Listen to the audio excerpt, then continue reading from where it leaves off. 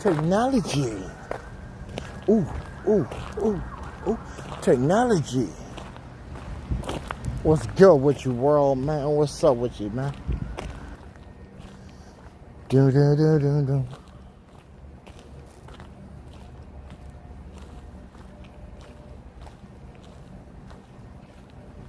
Oh, oh, oh.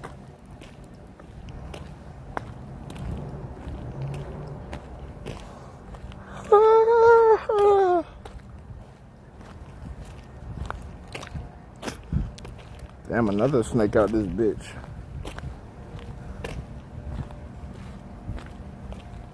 Cats out here putting in that work, man.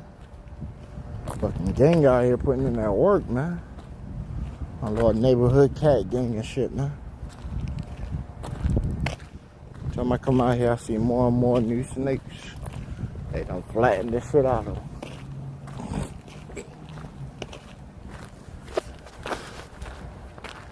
Oh, yeah.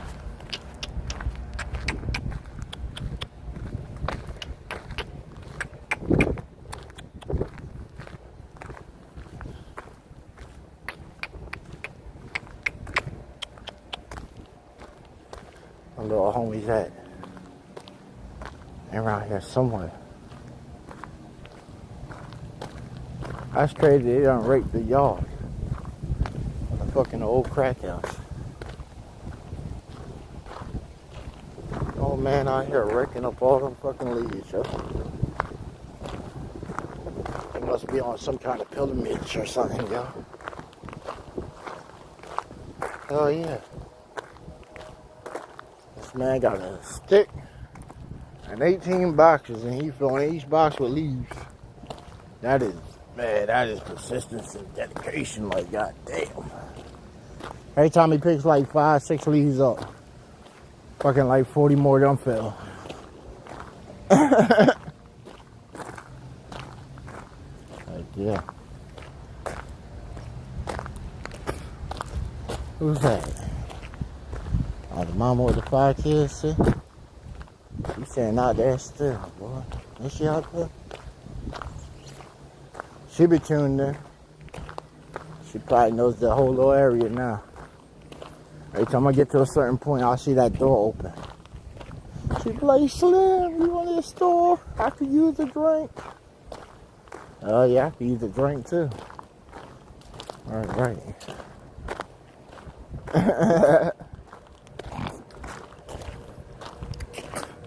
But, man, we got some shit coming for y'all today, boy. We got some shit coming to y'all today.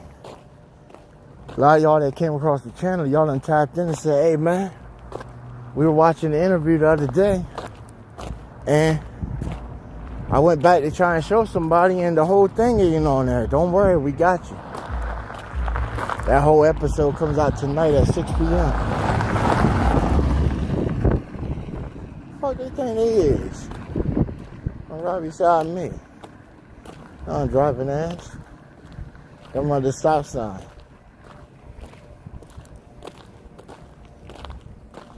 Oh, so they could pull up over there at her house. That's cool. I bet I walk right up there and ain't shit gonna do. Ain't gonna do shit. I guarantee that.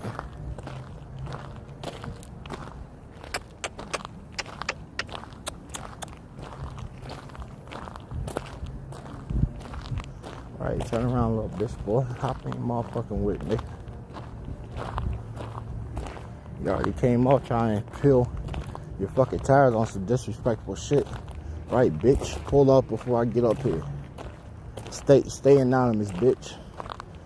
I know that's where your baby mom stay at. You gotta lay your head, motherfucker. Don't pop her around and shit. Acting like you trying to do something, I do. I'll beat the shit out of you. Right. I'll beat the shit out of your little light-skinned ass just like I beat your bishop. Right. Call my man out, he'll give you the same treatment. Look at him waiting at the stop sign. Pulled up at the stop sign. Alright, y'all start to stand right here for a second and shit. I like when motherfuckers try to do some push-up. Little YN at that, man. I'm trying to push up. If you gonna push up, you better act like one of them push-up pops, nigga, and pop out that bitch.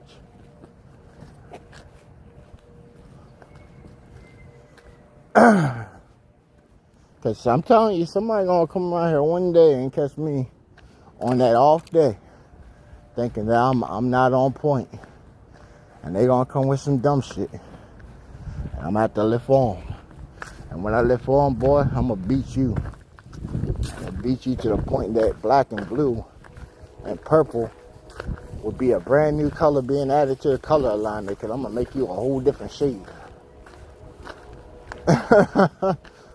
Recent discovery, new shade of purple. Right, you gotta throw that type shit on there now, right? Y'all don't like saying. We throw a whole bunch of gimmicks and sound effect and air libs in there. Yeah! Oh! 100, straight up. You know, everybody throw that gimmick in there and shit. It's like, damn. Y'all weren't doing this in y'all early work and shit. Give credit to where that shit came from, man. Y'all know that shit came from down in Atlanta, man. Pastor Troy. Guys like him that just came in and airlit the shit out of this shit. Wah-ha! Yeah! Don't play with that. You know, shit like them, no hard ass drop tags and shit, man. And then Lil Jon, man. How many times you hear Lil Jon old school track and shit, man? Anything Lil Jon, and you sitting there waiting for him to rip it, bro. You waiting for Lil Jon to hit that hot fire, spit that fucking balls. Nah, Lil Jon was just so cool with it, man. He could hype that bitch up so much, have you wanting for this nigga to flow. What you do? You tap into the next song like, yo, he gonna kill it this one. That beat is crazy. He gonna kill this one. Lil Jon like, yeah. Step out this motherfucker with my clip. Lil Jon, Eastside boy, yeah. Go hard up in this motherfucker. Shutting it down for the A, yeah. Nah, it is, man, shit. Hey, I got like 2 artists every time they hop in the booth. I gas them the fuck up, bro. Right, I'll be the best engineer, hype man for that motherfucker. We gonna make that project a banger. They'll come off on some depression shit at that, bro. Then they hear that hype like, God damn, you killing that shit. Man, I'm about to rewrite my shit. There you go. I'll put that depression shit on my music, bro. I don't know how to push that shit, man. I've been telling my homies that for years. Got like 60 records of depressing shit. I can't find a market to sell that shit. Nobody want to hear about your sadness and shit on a club beat, nigga. They trying to turn the fuck up. I'm making the beat to try and get the chicks to go ahead and dance, so get that thing down there moist. Right, we setting them up to get slaughtered tonight. Lambs to the slaughter. The wolves are in the club. Right, yeah, she got that good shit, boy. Bring that. Hey, you know you doing something when you in the club and you hit that mix, boy. You chop that shit up and you see them girls over there looking all fancy and shit, you know. She don't want to get her hair and makeup out there. She just came with her friends. You know, they stepping out, they dancing on each other and shit, having a good time. Right. I hate them type of vibes. I'm about to hit a mix to get male and male. Right, get male and female on each other. Right. That chicks dancing on each other shit, that shit been old since like the fucking early 2000s. Like, bitch, that ain't influencing nobody. Us guys, we sit there and look at them and shit. Dyke stud ass bitches. Right. You know what I'm saying? But yeah, she working against the program like, bitch, you got free admission. Like, how many times you go to the club and the women always get in free? I ain't never seen the men get in free.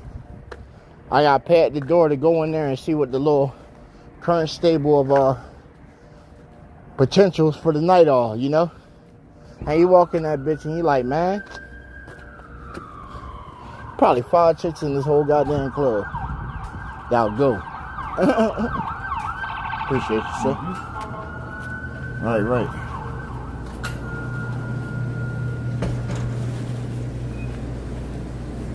I don't know what it is, man. Everybody that ain't already, man, you know. Y'all guys still behind, man. I got like 76 photos, man. Where the rest of y'all at? We supposed to have 397 photos now. Where y'all photos, man? Y'all don't believe in the effort. Wanna get on the collage? Right, man. Everybody that sent pictures, we putting all y'all on the money wheel, man. 100 challenge every Monday, you know. Go pull that hundo out the ATM and put that shit up, invest in yourself, you feel me? Couple guys, hey, I seen y'all done took a loss for that hundo this week, but I'm glad that y'all went and actually y'all like studio time and stuff, so it worked out for y'all because y'all music definitely done changed up this week. I give y'all that. Y'all music done changed this week. We appreciate that. Don't just keep using your cell phone, man. This is a tool. You want your career to go better, you gotta advance, man. You gotta get to the professional equipment, man. Your boy got a laptop and a mic and it sounds better than your phone. Use that. Use that. That's hardware. Hardware, you can hear hardware. You can hear hardware. Some of y'all don't think that though. Y'all sit there, y'all submit y'all tracks and what's what? Then y'all get mad when somebody critique your track and say, oh man, you know, this could have been better. You know, I hear what you're trying to do, but that ain't it. And y'all want to go off on us and shit. Like, nah, man. If you're making a bad product and your product's bad and you can't make it better, then you really jacking off. You're jacking yourself off, you know, because you're boosting your ego saying, yeah, I got the hottest shit out there. No, bro. This shit is straight ass. Straight trash. Fix that shit. You know the bad thing about trash is, trash can be fixed. Especially music, it can be fixed and put back out there. But if you're just doing it, and then when you know that you got trash and shit, man, stand on it. Stand on it. There ain't nobody here to gaff you up, hold your friend, be your best friend, and none of that shit. But when they do that shit, I got friends of my own, you know. I link up with them. They kick it with me. Who we got? His name is Patches. What the hell did y'all do? Patches. You just try to give a guy a nickname over line and shit, man. What's up with you, bro? What's up with you, Patches? Trying to give another guy a name, a nickname. Like, what the hell, man? That's some of that rainbow shit, man. We don't play that. All right. We're from the real world. Fuck all these politics and issues where we gotta treat y'all a different way because y'all want to come out of the closet and shit, man. Fuck all that rhetoric. Y'all can make it law and all that shit. Hey, I got one life on this earth and you guys share it with me. You feel me? Damn, what did it say, bro? I didn't even read my card that time. There we go. Yeah, man, you down here stuck with me, man. You trying to paint your ridicule on me like I'm supposed to be sensitive to you because you stuck in your issues and feelings? Nah, man, that don't work. Because everybody got issues and feelings and we all deal with it in different ways. We don't push everybody else's shit on us. You feel me? I ain't about that. Everybody else do that shit, man. That is not our lane. If anybody in the chat want to spill some more hate, man, we appreciate that hater shit, man. Just show us y'all true colors, man. All y'all undercover download people and shit, you know. Y'all faggots be all in the chat. Right, y'all expose yourself. Hope y'all women are right there with y'all when y'all taping this stuff on the screen for another man and shit, man. That's crazy. It's crazy. You know I share my comments on the stream so everybody sees that shit too, man. You're just making yourself look bad. And you using YouTube and your Facebook too, man. Your real name is out there. Everybody just seen that shit. Everybody just seen that shit. What's good, cuz? What's up with you? Walk around the corner. What you got? The drop top back when I'm riding the peaks. Hey, man, but y'all check out the mother shows last night, man. That shit crazy. I'm telling you, when you shoot a shot, you watch how that shit ripples through the internet. Yeah. So at 6 o'clock when that shot go off, man, see? That's the thing with YouTube, man. Shit happens so real to bring content to you that we gotta always stay live. You know, we don't beat Lil Saab's ass up, you know. He got the verbal proverbial smackdown off of his own words. So y'all see that at 6 p.m. tonight. And then we tapped into the other dude's station. And this motherfucker went all top freestyle on that dude. Then they tried, here's what the thing, man. Here's the thing, right? I don't get. Maybe one of my fellow podcasters in this space can tell me, you know. Y'all can tell me, you know. When you get on live, right? When you get on live, because you're always live on somebody's device somewhere. But when y'all get on live, right? Answer this for me. When y'all get on live,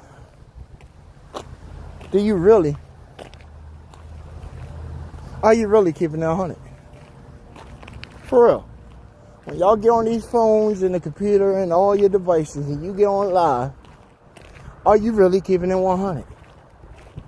That means the way that you conduct yourself when you out amongst your friends and shit, you bringing that same energy to the people that you entertaining and stuff online. I'm pretty sure you're not. I've been in calls with a lot of people. When y'all get online, y'all get this thing that I like to call diarrhea of the mouth. Plus, you just flip. It's like if you an X or Y chromosome, nigga, you become the opposite. I hear grown ass men hop on games where kids are playing this shit in the middle of the night. Like Roblox, Rec Room, Fortnite.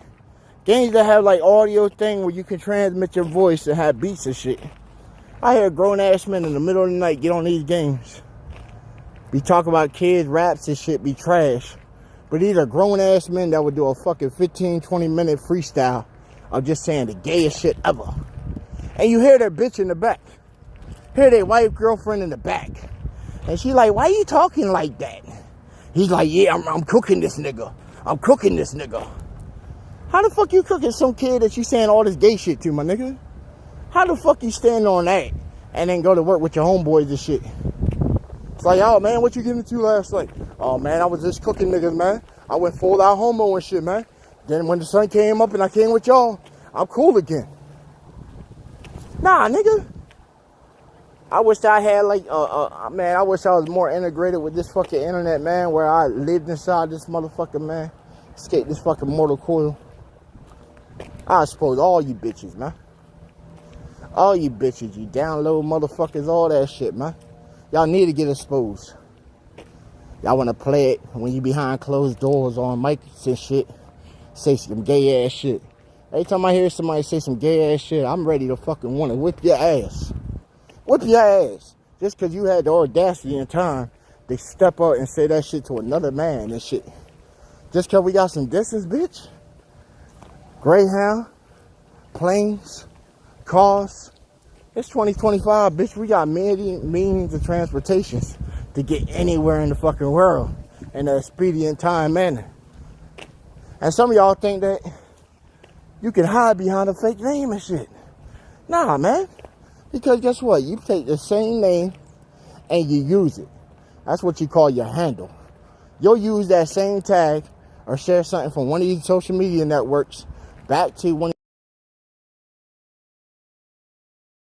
A name shit, it ain't that hard to look up a general area where somebody at. Put a name in, guess what? We could pop up at your front door. And we want you to keep that same motherfucking energy when we pull the fuck up that you had when you were online. Oh, Mr. Tough Guy. Oh, we want that shit. Oh, we like when they do that shit. Whoo, boy. Right. It makes my blood boil when somebody racist. Or somebody hates somebody else. Boy, it makes my blood. You want to beat nature, man. Ric Flair and shit. You. I can't even speak. That's cool, bitch. Yeah. Man said that he was the real nature. Said, I'm nature boy. I said that man want to idolize somebody so much. Want to idolize so much. Talk on shit and don't act. Bitch, what? Y'all go check out that Sovereign Nature know what I'm saying? Check out that silent nature, you know?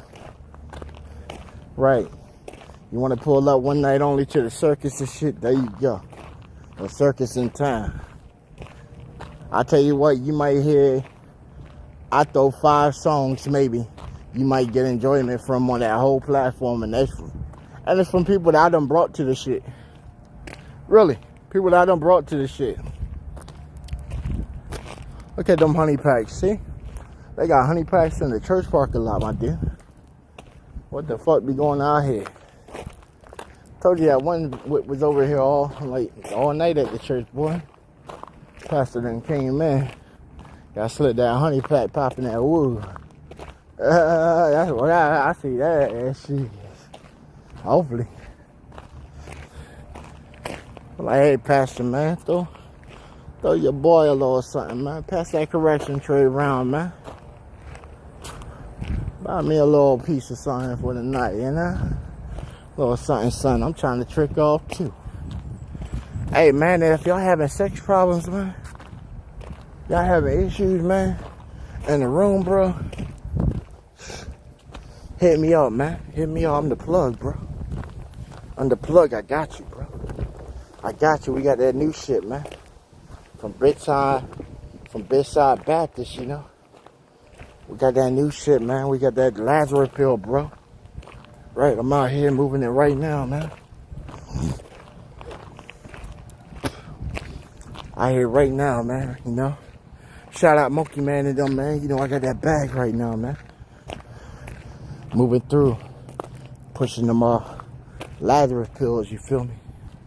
You gotta watch out, man. These just go so fucking quick, man. They go so quick, you know. I had to tap in with them and say, hey, man, it's selling so quick, man. He said, hold on.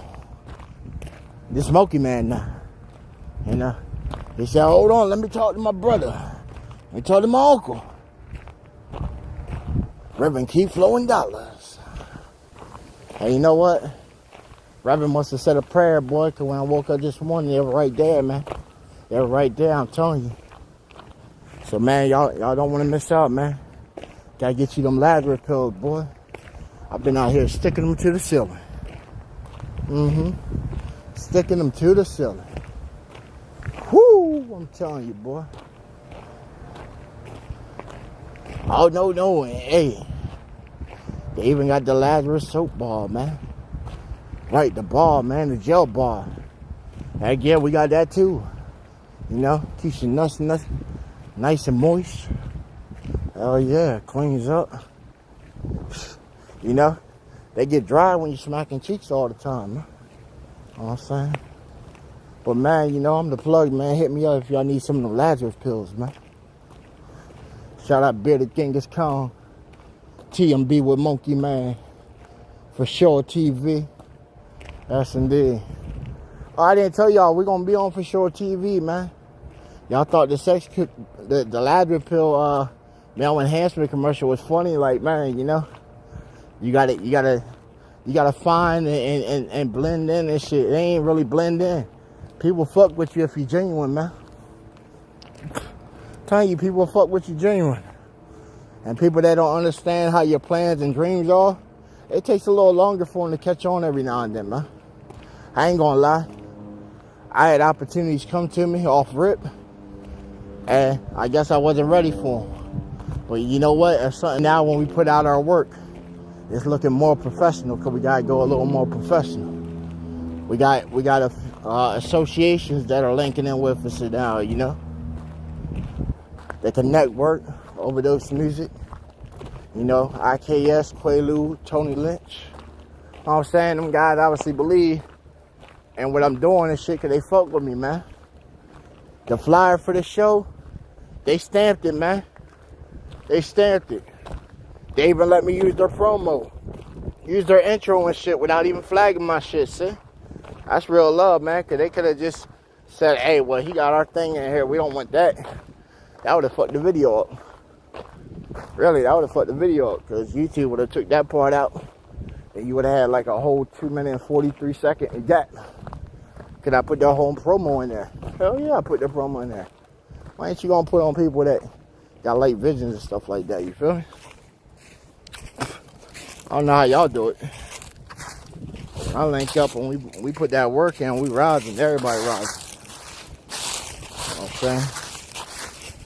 But y'all stay tuned, man. We going live a little later and shit. We got the mix still coming tonight. Right. We setting the speaker. Turn your speakers up to the max. We setting the neighborhood off tonight. Hell yeah. Whoo! And we got that work from Cuzzo. This motherfucker put this shit in some school paper, bro. School paper. These YNs, man. These YNs. It's all cool, though. This shit gonna smoke just the same. I smelled it the whole time coming down here like, God damn, this shit here right. My neighbor, they out there with the motherfucking Caterpillar right now. What's good with you, Crystal? What's good with you, shorty? I'm gonna tell Hurricane, you keep dipping over here, girl. I don't mind you visiting. You started heading over to my floor, though, you know? You better stay off holiday 4, girl. You better stay off holiday 4. I'm trying to work. You trying to see what I'm going on up here. I'm telling on you. I'm telling on you type ish. Hurricane! Crystal on my floor. She fucking with my table again, man. Nah, Crystal was good. Appreciate you, sweetheart. Appreciate you. You and Blonde to Black, boy. Right, I actually done got to see a picture of Vonta Black. She ain't really that bad. She ain't really that bad. She like a white girl that's stuck, or a black girl stuck in a white girl body or something like that. However, she told me that one day. I said, what? I said, she got the black heart and shit. I fuck with her little anime shit, some videos. Oh, yeah. I told her she need to make them a little more seductive. I said, it gets you a little stirred up. Make it a little more seductive. Put some water and shit in there. Yeah. You got to make that shit, like, so seductive. I told her she got it almost for the most part, you know. Talking to you, Vonta Black. You got it for the most part. Make them videos a little more seductive. Like, make it look like they're wet. Like the chicks are wet and a little bit more appeal, right? I get the angle you're trying to do for seductive, sexy e-girls. But make that a little more seductive. Yeah. When they see your video after, like, do it like this in your video, like for about the first 40 seconds. Sit back and like doctor it a little bit. Make it more like, you know, sexual in a way. Right, make it to where when he watching that, he just wants to reach down and he don't even know. He just grabbing his shit like, Right, see, the stirring. You got to stir them emotions. Right, you know how you sitting back and you hear that R&B track and shit like,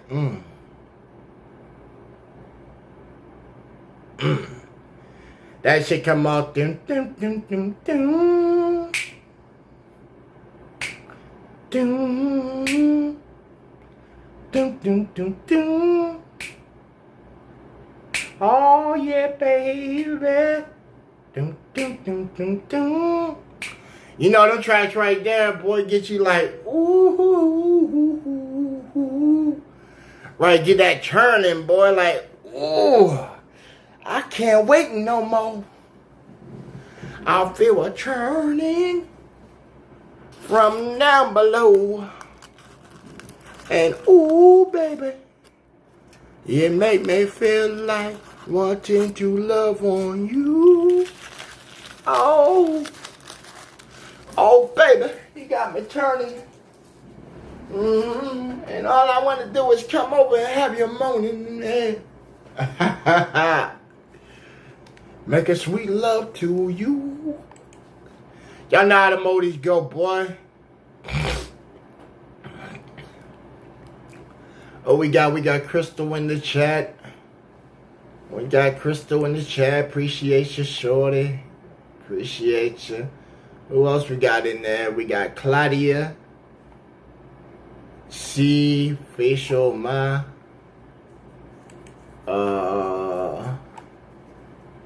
You know, I don't like being ignorant. Give me a second.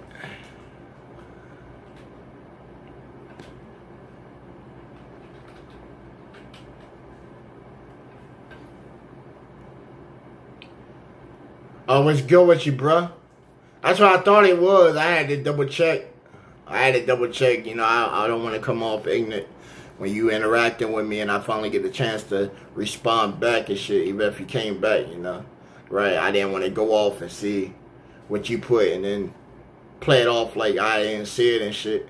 Are you from Romania, bro? Appreciate you, man. Appreciate you. We got Romania up in the building. Man, we getting tons of reaches, man. Like last night we had like 6 subscribers hit the channel after we just took a loss of like 5, I think. You know, them guys were gonna leave anyway. But after they left, you know, we had some Arabics show up. They came through, they chatted for a little bit. I appreciate them, know what I'm saying? I ain't got nothing wrong with them people, man. You know? I ain't got nothing wrong with them, man. I got universal respect for everybody, man. Until you cross that gun line. And when you cross that line, you know, we gotta put that ass in check. Like, realistically, man, how many of y'all got friends that do dumb shit all the time and y'all don't keep them on par? Y'all just like, man, that's him. And none of y'all try to do corrective action, and then now you're out and an incident happens or a situation happens. And you know how your man act. So when he acts like that, and everybody in the group is acting surprised, like he acted like that and shit, like, how are you surprised? You knew it was in his nature. You feel me? I remind me of that story. Y'all ever heard of the story of the what was it? The goose? I think it was the goose or the swan and the fucking scorpion. Swan can go across the river. The scorpion was trying to get a ride. Yeah. So he gave him a ride on his back. And then he was looking surprised when he got him to the other side and he got stung. And then looked at the scorpion like, man, what you sting me for? Because it's in my nature. It was in his nature to sting shit. And for the goose to think like, oh man, you stabbed me in the back. You knew that from the get-go. See, with nature, you really can't tell. But with people, you know, you really can't tell neither. Really can't tell. You just have to wait for that moment. But that moment always comes after we done boosted somebody the fuck up, man. It's always afterwards. Afterwards. And then you look and try to make it make sense. Like, what's the lesson of that? Wasn't no lesson behind that. If everything you do in life is supposed to be a lesson for embetterment or some kind of warning to not do again and shit, man, the system is fucked up. Why are we getting the text notification alerts after the fact? After the fact. If I knew I was going to get mad and somebody was going to do something to make me mad to where I'm about to step out and I'm about to go air them out and shit, why ain't red lights popping the fuck up before then? You done bust his ass, now you dealing with the consequences. Like, damn, man. There could have been another way. Nah. I moved faster than what my thoughts perceived. That's what it was. Somehow the brain does not. And that's why the wild shit, man. Because all instructions and shit come from your brain. To tell everything inside of you move. So how is it that sometimes we move faster than the fucking brain, man? Faster than what thoughts perceive and shit. And then sit back and be like, oh man, I wish I could have. I should have and shit. Bro, I ain't never seen a wish fucking come true, bro. I never seen a wish fucking come true. You know how they say birthdays and shit, blow on the candle, make a wish and shit? Man, shit, I used to wish for all kinds of shit. It was never even selfish wishes. I wish for other people's health to be better than mine and for people to be better than me all the time. And then I look around and I see people doing worse than me all the time. And I'm like, damn, somebody got a sick ass fucking joke or sense of humor to where they flip this bitch. Take all my good luck and pass it to these motherfuckers. They need that shit. Man, Karma, you know, she a bitch, but I done accepted her. She done fucked me over so many times, but I learned the lesson behind it. But then she come back around and I'm like, what else she got? What else she got? want to take some more family members and shit. What else you got, bitch? You ain't breaking me yet. You ain't breaking me yet. Alright, girl. What they say, like, if you try to walk the path of a Christian, it's hard and shit. I said, nigga, I walk it every day. I just don't go to church. Right, I don't go to church. I get spiritual counseling all that time, you know? If I need some spiritual shit, you know, I just sit back, listen to nature and shit, the silence of the wind. Right, that's all I need to know right there. Somebody speaks to me and shit inside that, I'll be astounded like a motherfucker, like, or who knows, the wind might be talking to me right then and there. I ain't never heard a voice or shit, but man, you know, just the gentleness and shit, when you in a bad nature and shit, man, you just sit back, walk outside and be like, man, this shit is fucking amazing and beautiful, man. All this shit working right now, and I ain't doing shit to control any of this shit. It's working the way it's supposed to work. And I'm worried about my fewest little ass issues or whatever, that you don't put yourself in these positions, you know? Everybody put themselves in some shit. You don't just wake up in the morning and somebody say, hey man, you know what? That motherfucker over there, I'm gonna talk big shit on this motherfucker just cause it's something to do. Just something to do. Nah, we don't do that shit. And I'm surprised some people can actually go to sleep while still angry, man. That's fucking something crazy. How you go to sleep and then take your problem for the previous day into the next day? Like, that's your mission. Oh, I was mad yesterday, so now I gotta take this anger and shit and put it back out here and spew this shit to the world. Why? Why? It never does. And then now with this internet thing, people talk shit about people thinking that we ain't all connected and shit, man. For real. They think all this shit ain't connected, man. You get on this camera and you just start talking to nobody and shit like that. Like, bro, I'm telling you, it's like a mental health breakdown live, bro. Like, how you talk to a camera for hours. Camera for hours, your phone for hours, and nobody there.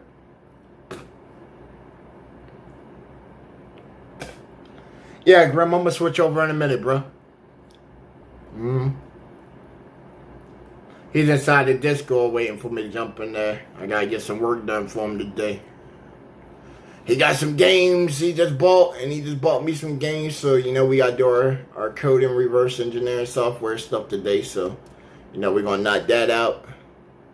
Plus, Brody, you know, he's so happy to want to bring us that bread, man. I love when my clients and my servers bring me that bread, man. It's ecstatic, man. It's because I do all this stuff for them guys there, man. I don't ask for shit. They give it to me, man. And when I say donations and shit, man, like, I don't even get donations from these guys. I know these guys for so many years. They just got it. They send it. Like, shit, you know. We don't never put it on the screen because they know where it is, man. They know what it is. They send it to my business channels and the work get done.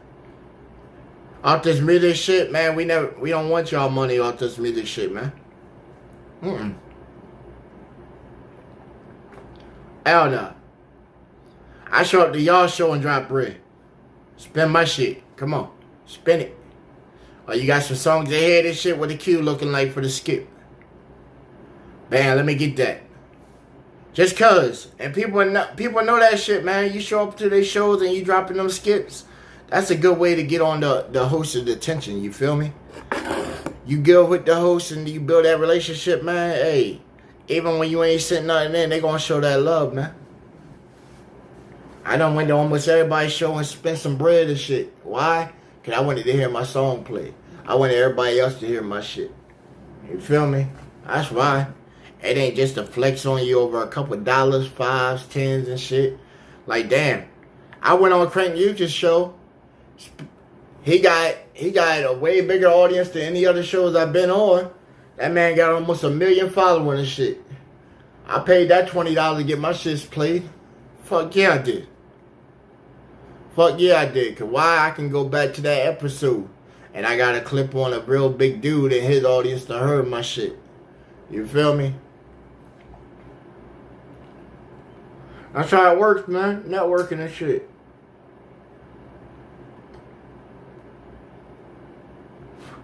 Like when you go to an amusement park, man.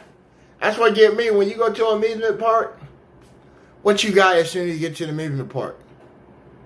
You got a tow. You got a tow. They ain't letting you inside the park and shit without paying that money. They call that a mission. We're just giving y'all the real-time version of this on the platform. When you catching the show, even my DJ drops when I put in there. Hell yeah, man. You giving them a free show, man. Ain't costing shit. Then I be like, yo, one night only event. Pull up. You got free tickets, admission free. Right? You don't even get that shit to the club at the night, man. You can't even pull up to the club and get in that bitch for free. Ladies, yeah. They do that because they need you to come in. They letting the ladies in because why? The ladies are going to be the main spot. You know, you let the ladies in, drinks are going to get poured. It's guaranteed. You let ladies come in, they're going to come in, vent. Fellas are going to try and shoot their shot. And most of the time when I walk into a bar, all the women are at the bar, bro. They at the bar. At the bar when I pull up with my team and shit, and we got ice and all that on. Out there looking good, you know. Because I'm still a man at the same time competing against all these other men inside the club for these chicks' attention sometimes. So I'm stepping out with my best shit. So when we come in, you see the shift. The women, they're already looking at the door. They trying to find that, you know, they trying to find that dude to chill with for the night or whatever. If it gets that far. Right, I want them to look over at us, be like, ooh, girl, look at them. That's the ice show and shit. Right. Look at them. They all looking good. Right, we're going to roll right past y'all straight to the bar. We starting off. We're going to go ahead and buy some of y'all a couple shots. We trying to see what the vibe is. I ain't got no time. I'm not coming in here going to dance with all y'all tonight. I'm trying to see who's the one that's trying to dance, have some fun and shit. Maybe dip out, have a little extra party and shit, you know? Right. That's the type of time I be on. Hey, I'm a single man right now, so, you know, I got to play the field. But if I do find them, like, boy, I'll buy like 10, 11 chicks drinks all night. Just to try and see which one out of you is the lucky lady. Most of them they like Casamigos, tequila. Most of the, you know, my sisters and shit, you know, they like the Henny and shit like that, the Remy Ma and stuff. Right. I don't mind buying that shit. I don't mind buying that shit. Right. If I got a shot where you trying to leave, hell yeah. Well, spend a couple bills for the night and shit. I'll make it back. I'm definitely gonna make it back. But spend a couple bills for the night, yeah, it's good. It's a good feeling, man. Some of y'all, and like a lot of people that do music, man, some of y'all gotta step out in the club, cause if you step in the club and you listen to your music again, I'm gonna let you know. That shit ain't it. If you making a club bounce type shit, the beat is rocking. Beat is rocking. I'm playing y'all shit on like studio equipment, with mixing tables and all that shit. And when you sing your shit across and it sound like it's a club bounce, and I play that bitch and that shit flops, that's why I play it here on the show first. Try and build some traction.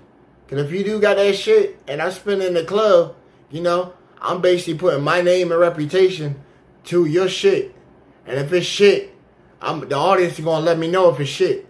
Trust and believe. Around here, man, there's, you know what I mean, B-boys be inside the club and shit that would check your shit. And most of them are the ones that's letting you perform at their motherfucking spots. Some of these spots I go and shit, there's these guys, like, you know, they're really known. So their criteria is on there. They'll tell you, hey, man, spend some of my crew shit, you know. Here's some of our stuff. Here's the drive or the hard drive for it. And I dot their shit in and mix with it, too. And he's like, yeah, you got some stuff, too? Some hot shit? I'm like, yeah, man, you know, I got some of these artists, man, through my program and stuff, Gba Radio, you know. We give these artists a chance to send their music in. And, you know, from time to time, when I got a gig, I'll bump your shit in. It won't be a one-for-one your shit. I'll put it over top of an industry beat and bump it in there just to see the audience reaction and shit. Sometimes people be like, yo, who was that? I did it for the homie Quaalude. I did it for the homie Crook.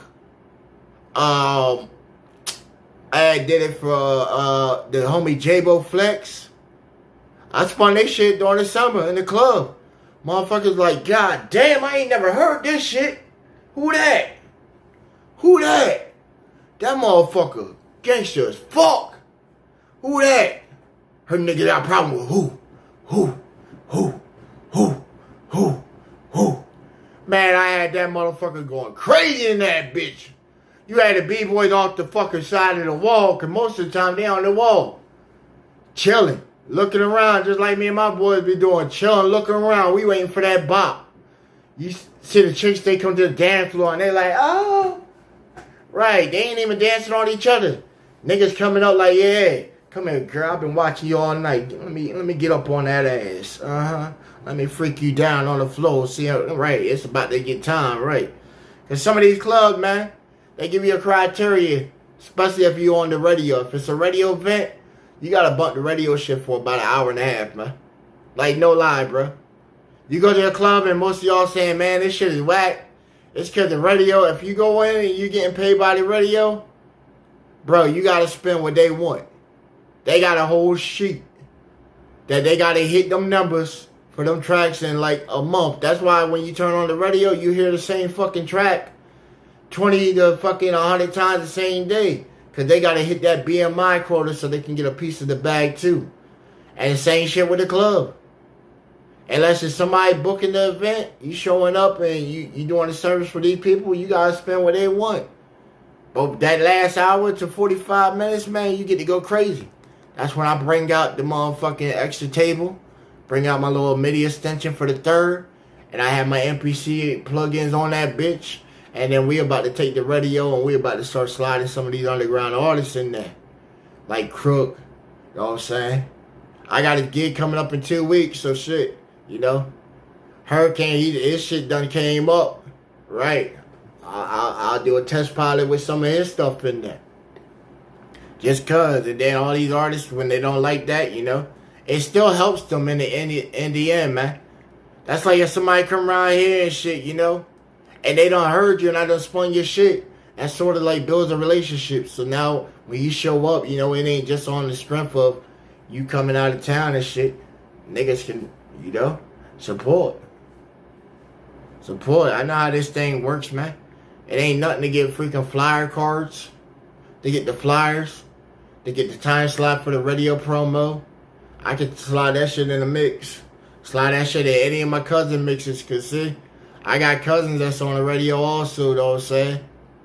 Like, we got the whole, like, rated R type section at the midnight shit, man. You talking about, like, Fridays, Saturdays, Sundays. Well, maybe not Sundays, because, you know, they'll play it during the daytime. Because at nighttime, you know, they put the Quiet Storm on, man. I can't compete against them people, man. Clear Channel got that money, man. That's the network that the radios is on, man. If y'all trying to get radios and stuff, man, trying to get a screen, because I said when we get the brick and mortar next year, the next step, man, is building a whole room inside that bitch that's just a podcast shit. Then we're going to submit in and see what we got to do to try and get FCC regulated type stuff, read through the terminology, send that to the lawyer to see how we can get an RSS stream. So then we can just work brick and mortar and then just go to actual live radio air. That's what we shooting for, live radio air, man. There's a lot of companies out there and little things, man. Fuck iHeartRadios and all them, man. Because they regulate your shit. We doing it without the regulation. You want to send the tracks in, whatever you want, shots and all that shit, send it. We will definitely send it. We will definitely spend it. Now, if you hit your mark and they come back on a rebuttal, you know, we're going to spend their shit too. Because they send it in. You know, we don't say, hey, man, we don't fuck with you. Hey, because you fuck with these people. Nah, man, music's universal. Now, if people want to use that as weapons and shit, then that's on you. But, hey, like I say all the time, actions have consequences, man. Actions have consequences. And everything you do, you know. Like we were telling you, we watched into the show last night. We tapped into somebody's show. And they were on our shit. And, you know, I guess something got said or whatever to where the other guy rebutted back and shit. We checked out their show. We like, God damn, look at them. All these YNs with masks and shit on. Right, with masks and shit on. They were waiting for their homie to end this stream. And they can find out that they all in the same neighborhood and shit. Like, what? Oh, shit. We still got to turn in the rest today. Cause, we want to get that. Yeah. We want to get it. I trust and believe, man. Like, real shit, man. I don't trace controversy and shit, man. I don't look for animosity. I don't try to instigate shit. I'm just saying, man. And then, people want to paint their narratives and shit, man. I just give it to you the way it is. Give it to you the way it is. What's good with you, Triple C? I just bring it to the people the way it is. So some people say, hey, I'm picking sides and shit like that. Man, I don't do that, man. I'm the same individual you see before you on these lives. When I walk outside my house, interact with all my neighbors and shit. Y'all hear interactions all the time, man. I carry myself respectable. Same time I'm a vet, know what I'm saying? So I carry myself to that standard, man. I didn't work all my life to try and join the elite gun club, achieve honor for my family and shit. Being like the first to join the Marines and do it. Go to war, bring honor to my family. I don't get on this on this internet to come on here and falsify and make myself look bigger than what I am. I even have all my links and businesses listed on my channel so people can do their homework and check up on and be like, oh, okay, he has a website. Damn, he got a nice little gathering of people that come through his website. I might not per se like his music all the time, because, hey, I got some tracks out there that people don't fuck with. I've been making weird-ass music for fucking so many years, and it's an audience for it. It's fucking crazy. It's an audience for it. You feel me? But at the same time, I don't never come off. Like, I never came off and said, hey, man, I'm the hottest fucking spitter out there and shit. Like, I'm the next rap god. I never came off on no shit like that. Never. I'll play you my homies rapping on my beats where I produce the shit and see what y'all input is. Hey, man, y'all fuck with this? Let us know what you think. Okay, you like the beat and shit, the hook? Appreciate that, man. You don't really like the lyrics? I appreciate you anyway, because you sat there and took the time to give me your opinion, how it could have probably been critiqued a little better, how it could have been mixed or whatever a little better. I appreciate that, because you took the time to even listen. You interacted. We appreciate that. Not just, you see a title, be like, man, fuck that. Fuck that. Nah.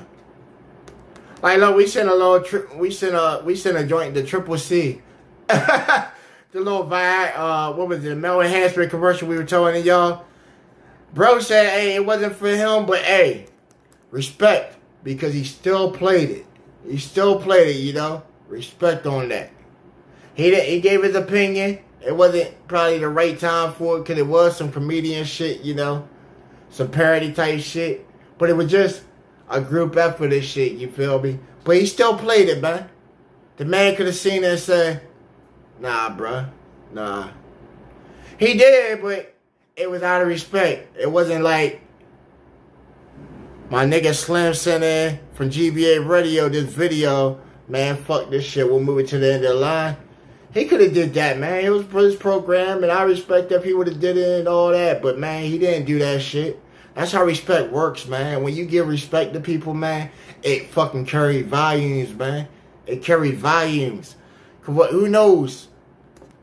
Life is long and this world is small, man. I might come across this guy and shit, be chilling.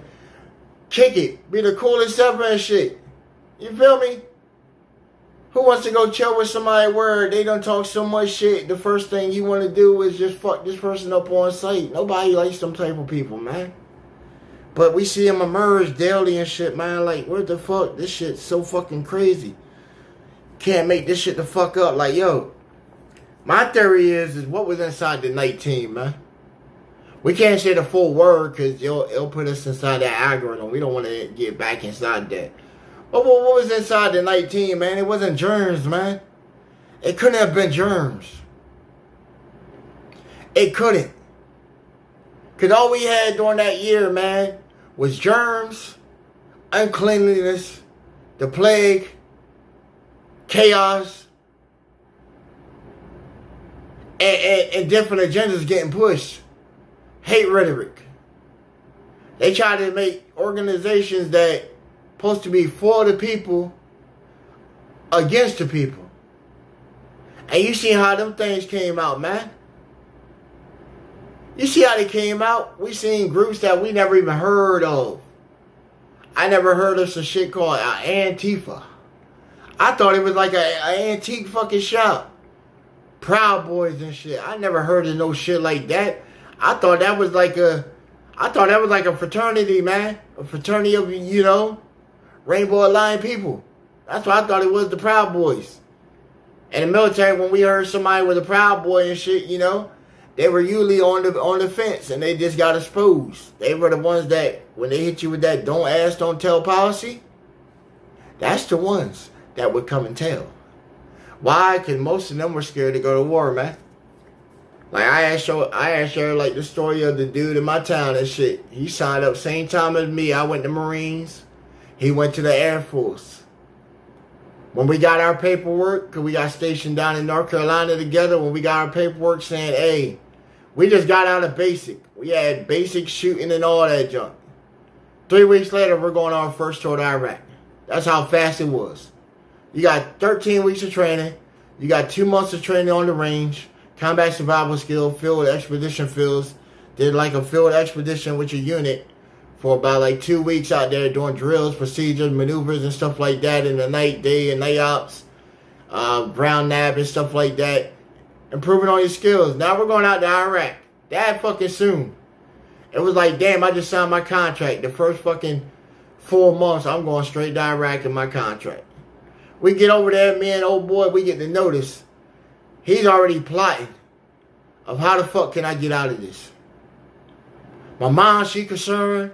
She blowing me up. All kinds of shit. My mom was blowing me up too. I told her, man, I'm a man. Let me stand on mine. Oh, but you always be my little boy and all that. Hey, mom. That's why I moved out years ago. You know what I'm saying? I moved out with my mom's shit at like fucking 15, my nigga. I ran away from home. Came back. Because I packed wrong and shit. I left with the wrong shit. Then I left at 17 the right way. Packed all my shit up. She was happy to take me wherever the fuck I wanted. Whole family came to my new little crib and shit. Had me a little one apartment, little bed and shit. Wasn't the best shit. Had me a fucking like 20-foot room and shit. Was dope.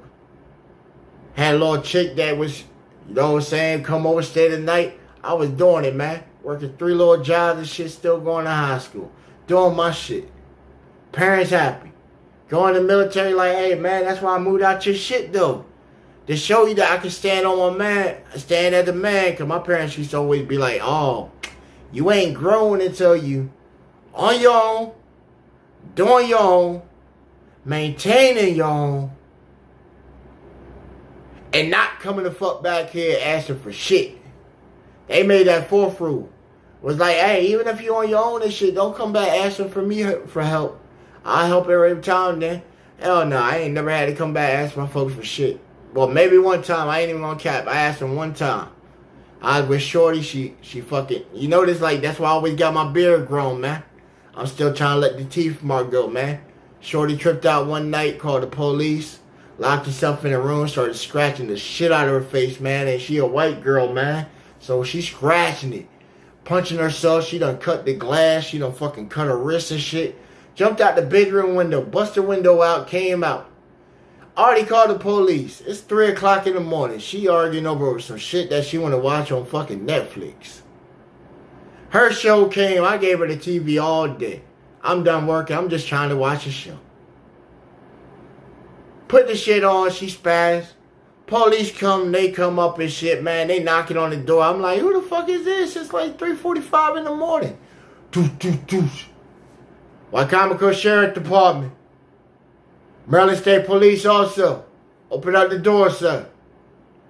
I got metal doors. It's who? Man, get the fuck away from me, man. Doosh, doosh, doosh, doosh, doosh, doosh, doosh. And you know when a metal door, it echoes through the house and shit. We're not going to tell you again, sir. Who is it? It's Wycomico County Sheriff Department. Also the Maryland State Police. I go check the curtain and shit. I pop up, come in the office. I'm looking. What the fuck? I go check the room and shit. The fuck is the bedroom door closed, man? Oh! I done already knocked the door open. The fuck? The fuck is in goddamn the fucking door and shit? The fuck? And now I'm looking, I get it just a little... Yo, what the fuck is up with the... What the fuck? I see the window. I see the wind blowing in because it was already a storm. I see the wind blowing into the room. Hearing the storm outside, like, what the fuck? I show up, I go answer the doors and shit. She already outside.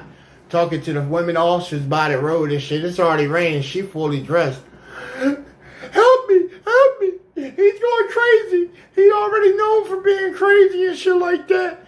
Them people ain't got me documented for never being no fucking crazy or nothing. They going off of her words straight on that. She now open the door, they come and rush. Calm down, sir. Calm down, sir. Stop resisting. He throw me down in my motherfucking living room. I got a big ass fucking round table, coffee style table and shit in the middle of the living room. You done threw me on that motherfucker. I got fucking glassware and all kinds of shit. Popcorn and shit sitting on there. My weed is sitting there. You know, I had just count the ounce. I had broke most of it down, grinded. You throwing me all on the shit. I'm like this, like I'm feeling like a fucking fish that you pulled on a goddamn line. You bounced me on my shit, then throw me against my little fireplace. Right where my TV is. My fucking TV, 55 inch sitting on the rail of it. That bitch comes down. Psh, falls. Shatter my shit. And you talking about, calm down, sir. Stop resisting. Stop resisting. What I didn't know was, you know, Uncle Sam had already called these people and shit. And had already gave them a report. Saying that I am a homicidal individual with extreme cases of rage that can blow up at an instant and then proceed with caution. When I look back to see who was all on me, it's two women and a black officer, state police, and the sheriff, Mike Lewis, the actual sheriff. He the one that got his motherfucking knee right there on my nuts. Right there and cracking my ass, and he putting more pressure, pulling my arms back. Like my arms can't go back no more, man. You already got me fucking on the ground, and y'all trying to put cuffs in and shit. Then you take me outside. Now you want to hear what the fuck is going on. You're already believing what the woman's telling you on the walkie-talkie. She talking to her. They see her, she looking fucked up. She looking fucked up. Told you she slit her wrist with a piece of the mirror and shit. She's bleeding. They got bandage and shit. They got the ambulance outside. They taking care of her. They really thinking that I just beat this little white bitch's ass. Like, they really thinking I just did it. Because when the police came in, you just fucking tried to enforce your will and beat on me. All I'm saying? What makes it worse is when they got me up, they got me checked out by the ambulance. You know, I had fucking busted my lip, my nose, and all kinds of shit. I got blood on my shirt and shit. Because I'm in night clothes, man. I got on a white beater with some fucking chilling pants, sweatpants, and some of my fucking little my Jordan fucking little sandals that you slide in. And I got on a pair of socks. And y'all just fucking manhandle. You know, my feet was at that time bleeding too, because, you know, you done fucked my nail up, and now my foot was bleeding. So they got me getting looked at, and while I'm over there and shit, these motherfuckers go ahead and put my ass in a fucking straitjacket, bro. Put me in a straitjacket, take me down to the local hospital and shit. Still don't give a fuck what I'm saying. Still don't give a fuck what I'm saying. Take my ass right on to 5th floor, west side department. It's an isolated wing. You go down like this little tunnel. You get to the 5th floor, it's an elevator. You go down this long ass tunnel. I'm already inside of a fucking chair, bro. I'm inside of a chair and a jacket, sitting like this. Sitting like this. Got a little cuff thing, them bitches like this. They shack around a nigga ankle. In the middle of that shit is a little key ring thing, and you're sitting in the chair. And they even went above and beyond and put the motherfucking spit mask on me and shit. Right, I got the fucking little plastic bag that go over your head and shit. Little mouse net. And I'm sitting there still saying, fuck you, fuck you, fuck you, fuck you. All of them. Why? Because nobody give me a reason what the fuck going on. And they held my ass in that bitch for a week. A week. First 3 days, the first, I said 48 hours. They got me inside of a box, bro. They got me in a box with this straight jacket. So I'm doing the most. I'm doing the most, man. I'm bouncing off the fucking walls. I'm on the ground doing the Homer Simpson and shit where you run in a motherfucking little circle and shit like that. Real shit, man. Ain't no cap in my rap, bro. Ain't no cap in my rap. Ain't no cap in anything I motherfucking say. People want to do paperwork and shit, my nigga. You do your paperwork. You know? We don't cap on real life shit, bro. The fuck I need to come up on falsifying some shit to try and bigger myself, my nigga. We go through life to deal with these experiences and shit like that, man. That's like I had somebody tap into the show last night saying, my nigga, you ain't no vet. You ain't no vet. I said, oh, I ain't no vet. They said, my nigga, you ain't never served a day in the service and shit. I said, really? So I put up my military picture and shit. They said, oh, man, you know AI nowadays can do shit like that. I said, okay, so what else you want to see? They said, oh, show me like some government shit. Show me government shit that you like, actually like with the military service and shit. I said, oh, okay, well, bro. You know? I said, what about stuff like this and shit, you know? Where the VA sends you the stuff with official government letter hitters and shit. By first name. Dear Mr. Roki. This is from another coordinator and shit, another vet. Dear Mr. Roki, I am a vet also. And I work with the Veteran Administration. And anytime you might have an episode, remember, you are not by yourself.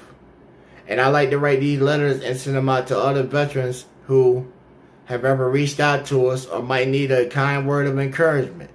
I have not ever talked to you personally, but if you ever need to talk, here's my phone number right here to where you can get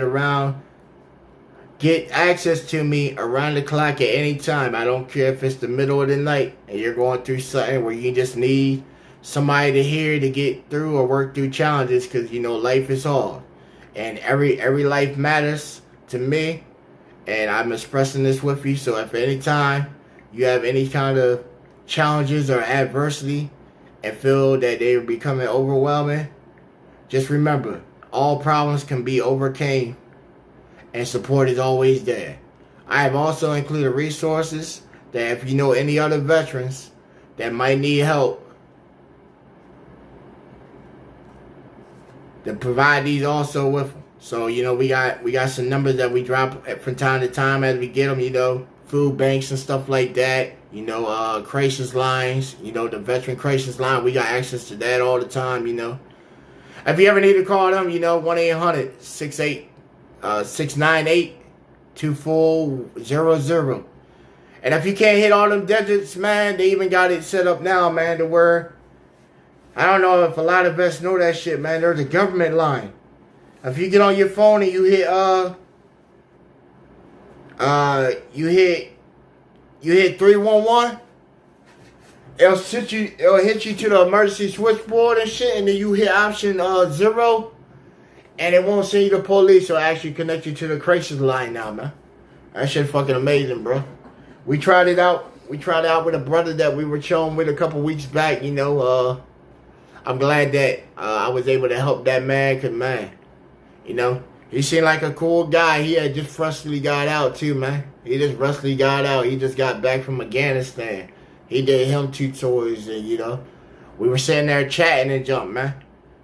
And for us vets and jump, man, we usually can't come out with everybody, man. We usually can't, because we really can't relate with a lot of y'all.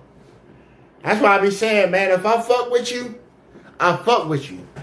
Even though I can't really relate with you like that, because we done, you know, ain't got really that much time, but I fuck with you, man. Especially my vets and shit, man.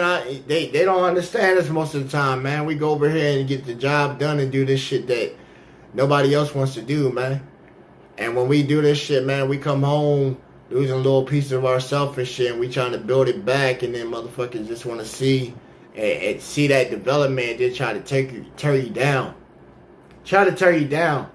That's why I say, hey man, if anybody, like everybody need to like check their mental health from time to time. You feel me?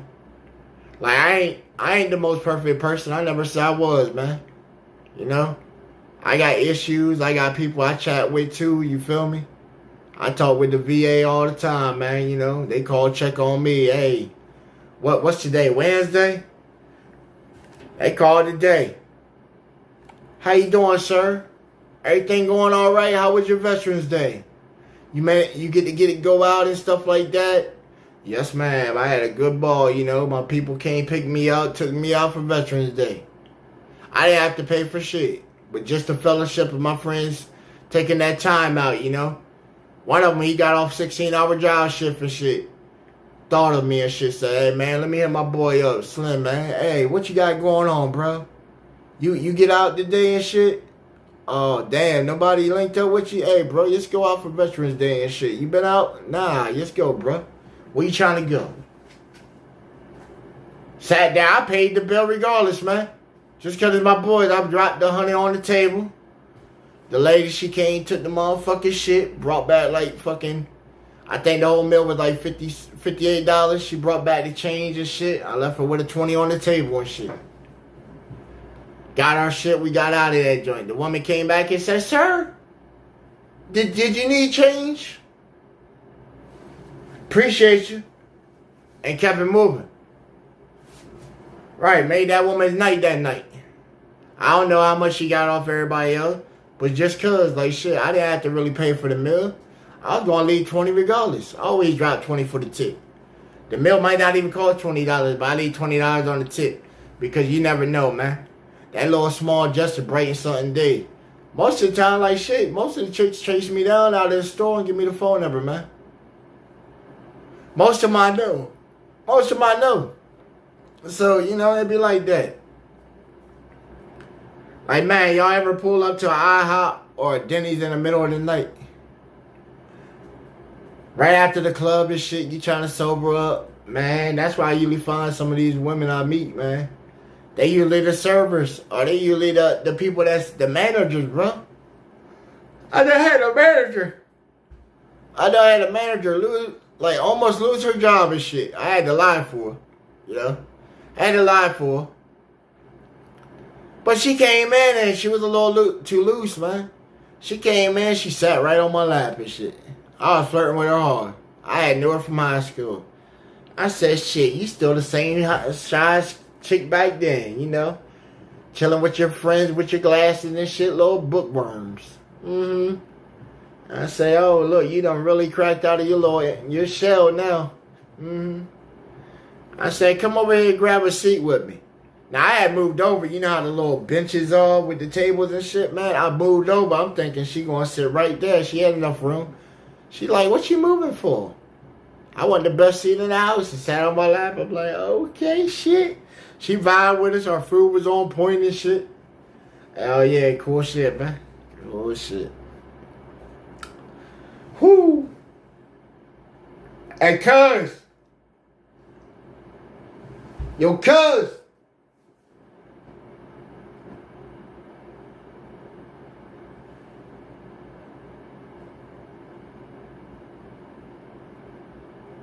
Yo.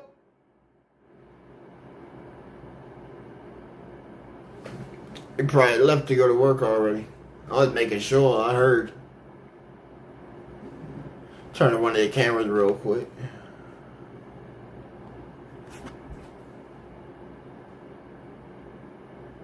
Yeah, it throws me off, man. These fucking windy days, man. In my backyard, further back in the property, I had 4 trees fall in the last couple of days.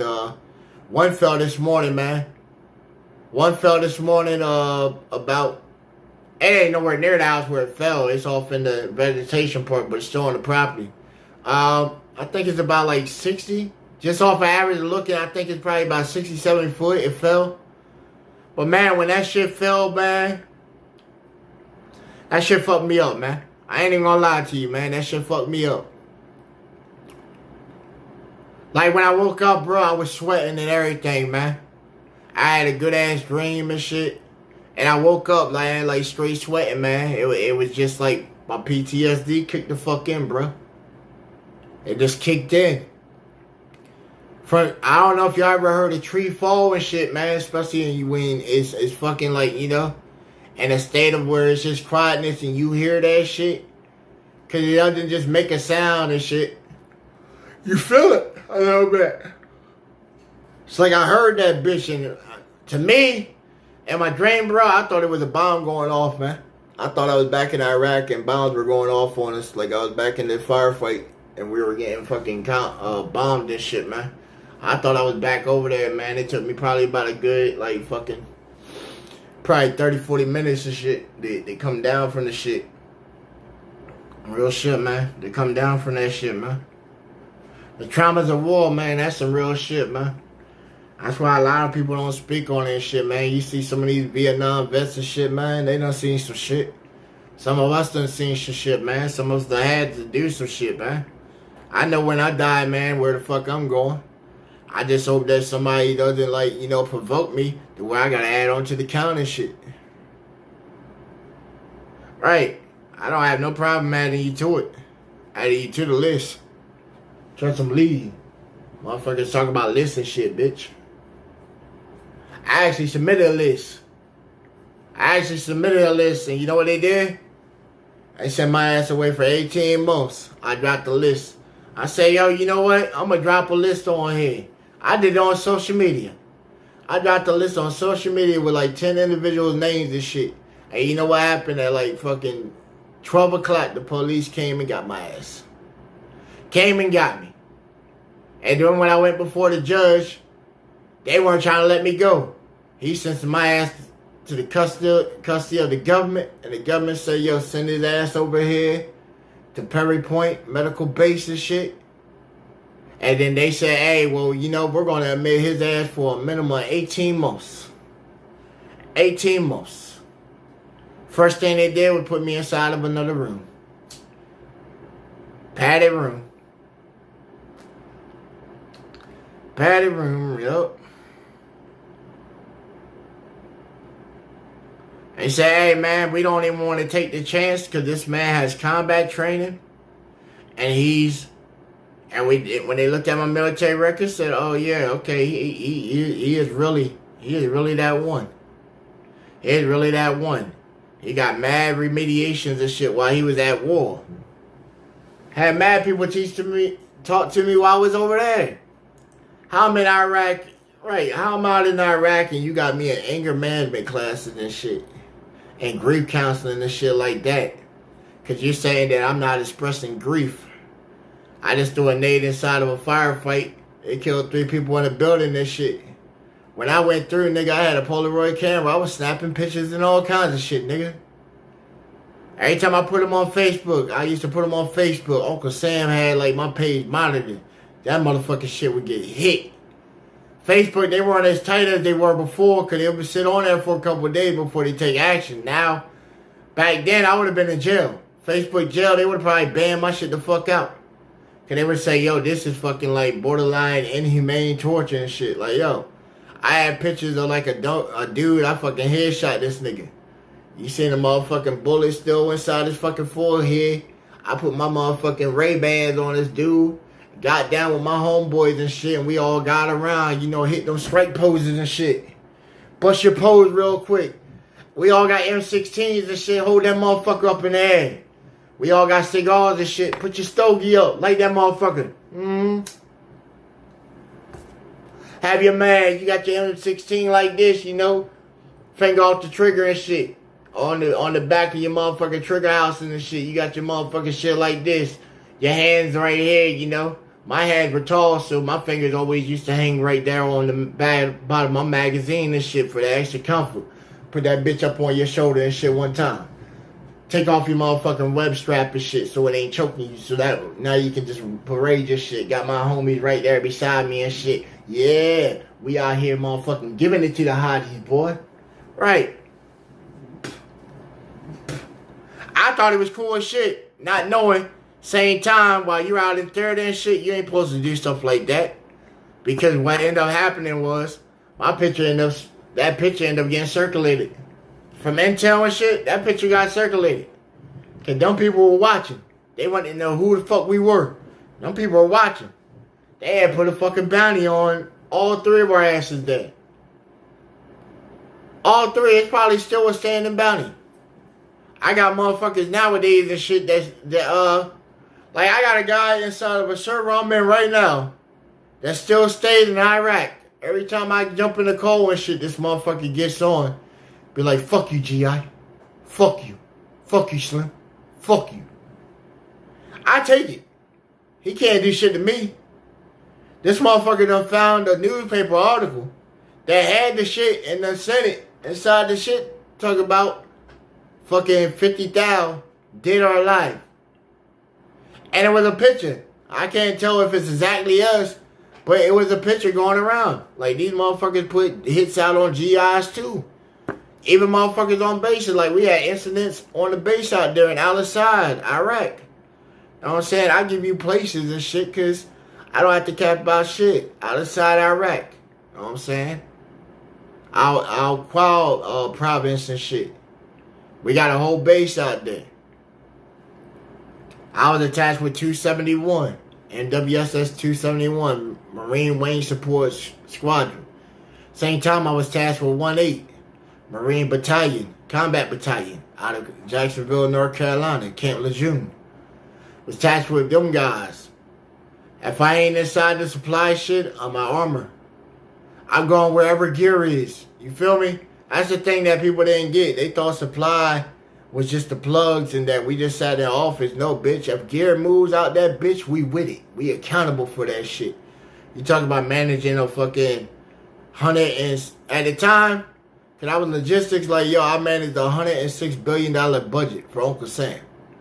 So, when I got out, I grabbed computer work. Any job I put in for financing and shit, I got it. I got it just off the strength of that.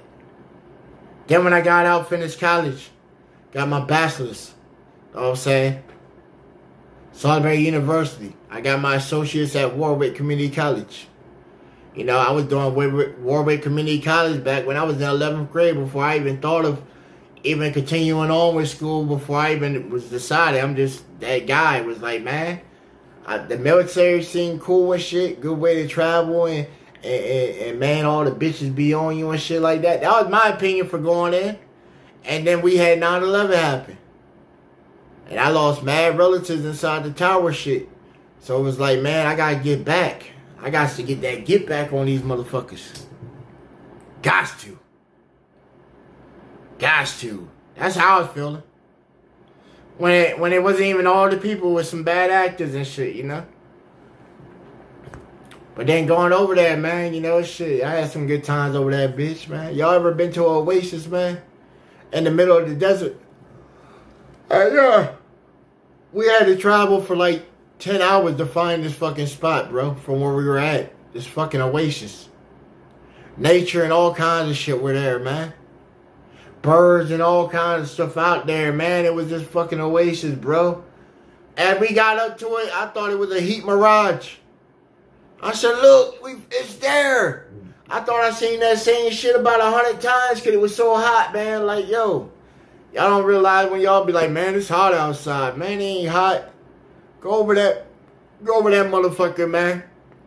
And you wearing desert camos that are supposed to be like skin. Right, we had the desert skin camos, right? When they first got introduced, they were the skin ones. They're made different to where it's supposed to let your skin breathe, to regulate your body temperature a little better. Cause the butter ones and shit, they didn't have that. You'll fucking be soaked wearing the butters. And your skin couldn't breathe and shit, and most people passed the fuck out. Like, that shit was funny, yo. It was funny, like, no homo, bro. I don't wish it on nobody, but man, you get a laugh when you tell a motherfucker to hydrate. You tell them to hydrate, and you know temperature to range at 144 at like fucking 4 or 5 in the morning. The sun ain't even fully up yet. And it's that with 100% fucking humidity all the goddamn time. And if it happens to come through and rain, you're hoping that it's some rain. Don't let a fucking storm come through and there ain't no fucking rain, man. It's just fucking sandstorm. Like, bro, I seen fucking sand tornadoes, yo. That shit is trippy. Sand tornadoes. While riding on the convoy. Hey, yo, we're riding through the bitch. Alright, we're riding through that bitch with reinforced Humvees, troop carriers, ARAMs. We had a couple Ray-Arms with us. Every time I was on the convoy, I was either a driver or I'm in the gunning mount on the 50 or on the 249. Hell yeah. That's when I felt safe. That's when I felt safe. When I'm up there on the big gun. That's when I felt safe. Because at that point, I'm going to protect everybody in my vehicle. Fuck yeah. We done had times where you done had firefights when I'm in that bitch. Like shit. I done had to bust a 50 a couple times on like shit. We had a time with the Iraqi army. The guys that we were training. We're taking them out there. And they had 2 people inside their little battalion that we were training. Now you thinking it's 157 guys. We're training you guys to try and defend your country. And it was 13 guys that decided to rebel on the convoy. 7 of them were on our convoy. They were positioned in different positions and shit to where they couldn't have did maximum effect anyway. Because we were already on their ass. But they tried to do some shit during the convoy and pulled out from the convoy. And they ass started getting lit the fuck up. They started going over the radio saying that they're taking combat, that they're taking contact. But we're out there, bro. We're out there. You hear small orange fire. We heard that shit hit the Humvees all the time. That's why they were reinforced. Toom, toom, toom, toom, toom, toom, toom. Piece of the metal hitting that reinforced armor. Toom, toom, toom, toom, toom, toom, toom. Right. And then they'll say, hey, wrap it up. That's where the convoy's about to break. We about to hit you with that motherfucking old technique that they used to do back in the round robin days. You know how they used to jack caravans and shit? You got all them horse riders, they used to come around in circle and shit, right? We about to hit some kind of crazy ass pattern that's about to hit so many different angles of motion to where when we finally complete that bitch and we got you completely surrounded, you find out how bad you fucked up. You got too many guns on your ass. Too many guns on your ass. And it just so happened we had these niggas in 6 vehicles. And they decided to fucking shoot. I put the 50 inside the motherfucking... I'm pretty sure when I hit it, I just busted once. Because, you know, at that time, you could bust a 50. My second 1250 was outlawed out that bitch. Cause some of y'all, I don't know if y'all understand what a 50 cal round does, man, when it hits something. For real. Alright, man, shit. But on the best things, man. I don't even, ooh, boy.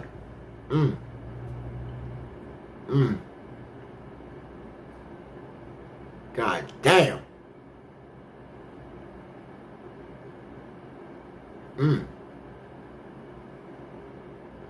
And we got young kids nowadays using switches, bro.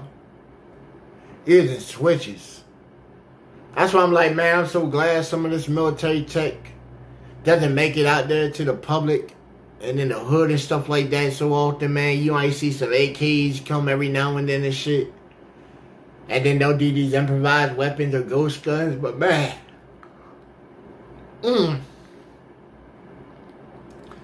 Telling you the 50, boy.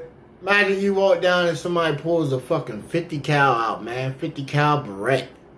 Not the pistol. I'm talking about the actual motherfucking sniper rifle, bro. Or motherfucking MG 249, bro. Some of you know it as the Saul. The Saul. The MG 249, bro. The Saul. Uh-huh. And you know the Saul shoots. You know that bitch shoots the motherfucking 7.62s, bro. Depending how you got your rail system set up, because hey, you can change out your rail system for your rounds. You know, they got an attachment that where you can put on that bitch where it shoots 5.56 mics. They got it normally where you can shoot the 7.62s. I done seen an inverted container and joint. My boy showed me where his can shoot fucking what is it? His shit can shoot 203s in his. Right, even guns, man. Like shit, we don't even go to the gun cabinet. Y'all want to see me shoot and shit to see how good I shoot, man? Wait till it gets a little warmer and I can go down and get that time at the range and shit. Then we'll actually do a proper shoot and shit. You feel me? Let y'all see how you supposed to actually shoot. I ain't really, man. I ain't trying to go out here and deal with like these YNs and shit, man. They don't talk. I understand y'all don't talk and shit, man. But when y'all so far gone, man, it's how can you help reel these guys in, man? You really can't. Really you can't.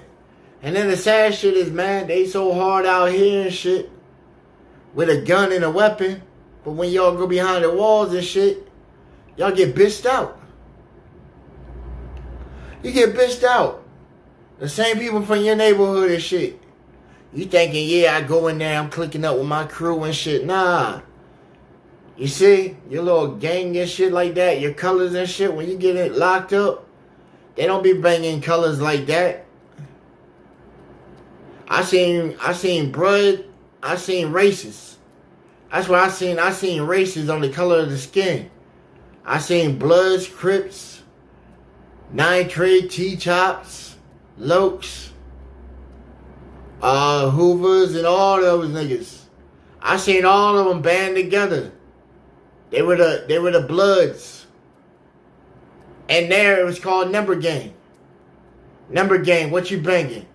You ain't banging no set, you banging get that number on you. When they ask who you are and shit, you a number, bruh. You a number in the system. Number in the system. When I was locked up, I was not slim balling. I was a motherfucking number attached to the back of my goddamn DOC shits. Had the orange. I came in that bitch, I had bright ass orange, bro. They knew I was a fish. Knew I was a fish. I didn't know nobody in the bitch. Nobody in the bitch. Staying on my own. Lucky for me, well, I gotta say, you know, there was a whole bunch of other vests there. You know? But then there was still all the civilian shit. There was even booty warriors in that bitch, man. Man, the vest, we padded together and shit. Hey, man. We ain't gonna try and be a hero for nobody. But if we can, we've tried. You come in and you owe somebody so much stuff and shit, man. You done came in, took all them candy balls. You done came in, they showed you generosity, and then here come that Friday and shit. A commissary coming. They waiting. Hey, man, you know, I'm having falling out with my girl and shit, man. Me and my old lady done went out, you know. She ain't putting no bread on my book and shit. They ain't trying to hear that, bro. They're not trying to hear that. Like, we had two dudes inside the shit where I was at, man. We had a dude named Tyrone and we had a dude named Bubba. And when the dude Bubba was in there, it popped up with these jokes my pops always used to say and shit. Saying, man, there's always a dude named Bubba inside the pen and shit. And I'm like, nah, man, he just gaffing and shit. Hell nah, bro. Even when I, like, first lived with my pops and shit, first met this dude, he didn't have no time, man. Thought his idea of teaching me to be a man was to go get hard and shit. So this motherfucker signed me and my cousin sent us to the boys club. Sent us to the boys club out there in motherfucking, York, Pennsylvania and shit. We were staying in Pennsylvania at the time. He signed us up for the motherfucking boys club. We thinking it's the boys club. Nah, that's just where they signed you over. At that time, they had a young man program where if you're young men and shit, you felt that you couldn't do it. It was mainly for the women. If you felt that, you know, because they obviously cared. If you felt that your young man is beyond you and shit, that was the early scared straight shit. They sent you to a place where it was sort of scary. We get out there and shit. There was a whole bunch of older boys than us and shit. It was me and my cousin and my homeboy. We all got sent that summer and shit for the whole summer. And we seeing all this foul shit going down. At that time, I'm like fucking 8. My cousin's like 9. His homeboy is like fucking 10. He's the oldest of us. We watching these perverted ass motherfucking camp counselors and shit. Trying to grab people up at the night and shit. Take them to the little... They had like this little shed spot that they had for like the camp people.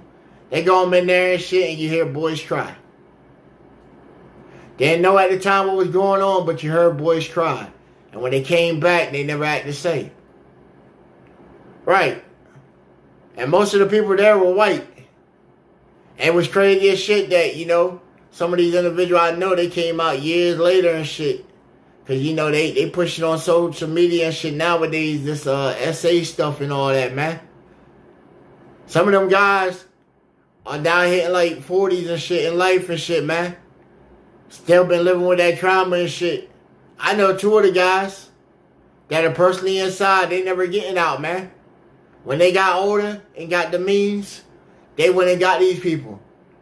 The one dude's name was, this one dude, his name was, I ain't dropping no shit to gossip, but his name was Mr. Eddie. Mr. Eddie used to have a pocket. He used to have a finger, a puppet out that bitch. Do the little campfire tell shit. Because you got to think about it, y'all. It was still like a camp, but it was like a boys' home. You know, you could have ran away from that bitch anytime. They weren't coming looking for your ass. Good luck. Good luck. Out in the motherfucking goddamn York woods, boy. All kinds of shit out of the motherfucking woods. I don't know. I never attempted to get away. My cousin, he got away. This motherfucker was lost for 3 days, came back. Fucking begging. Man. Man, it's hard out there and shit, right? I bet it was. But man, to try and get away from the motherfuckers, boy. Well, Mr. Eddie, yo. Mr. Eddie, he got exposed and shit on the fucking thing, man. They came out, got him a couple months back and shit. Got Mr. Eddie ass. This motherfucker was responsible for up to 105 essays.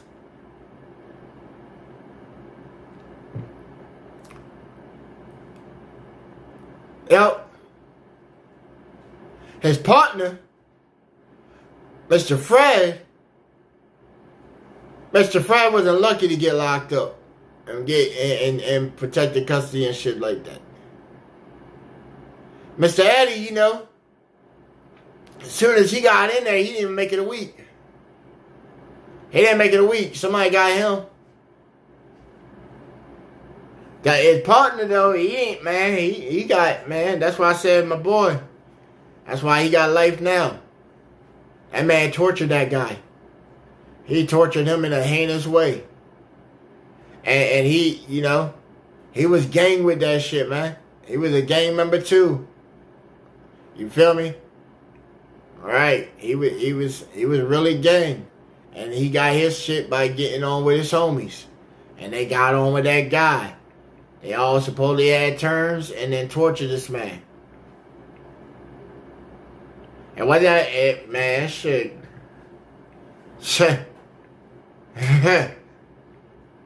I went to his court thing, man.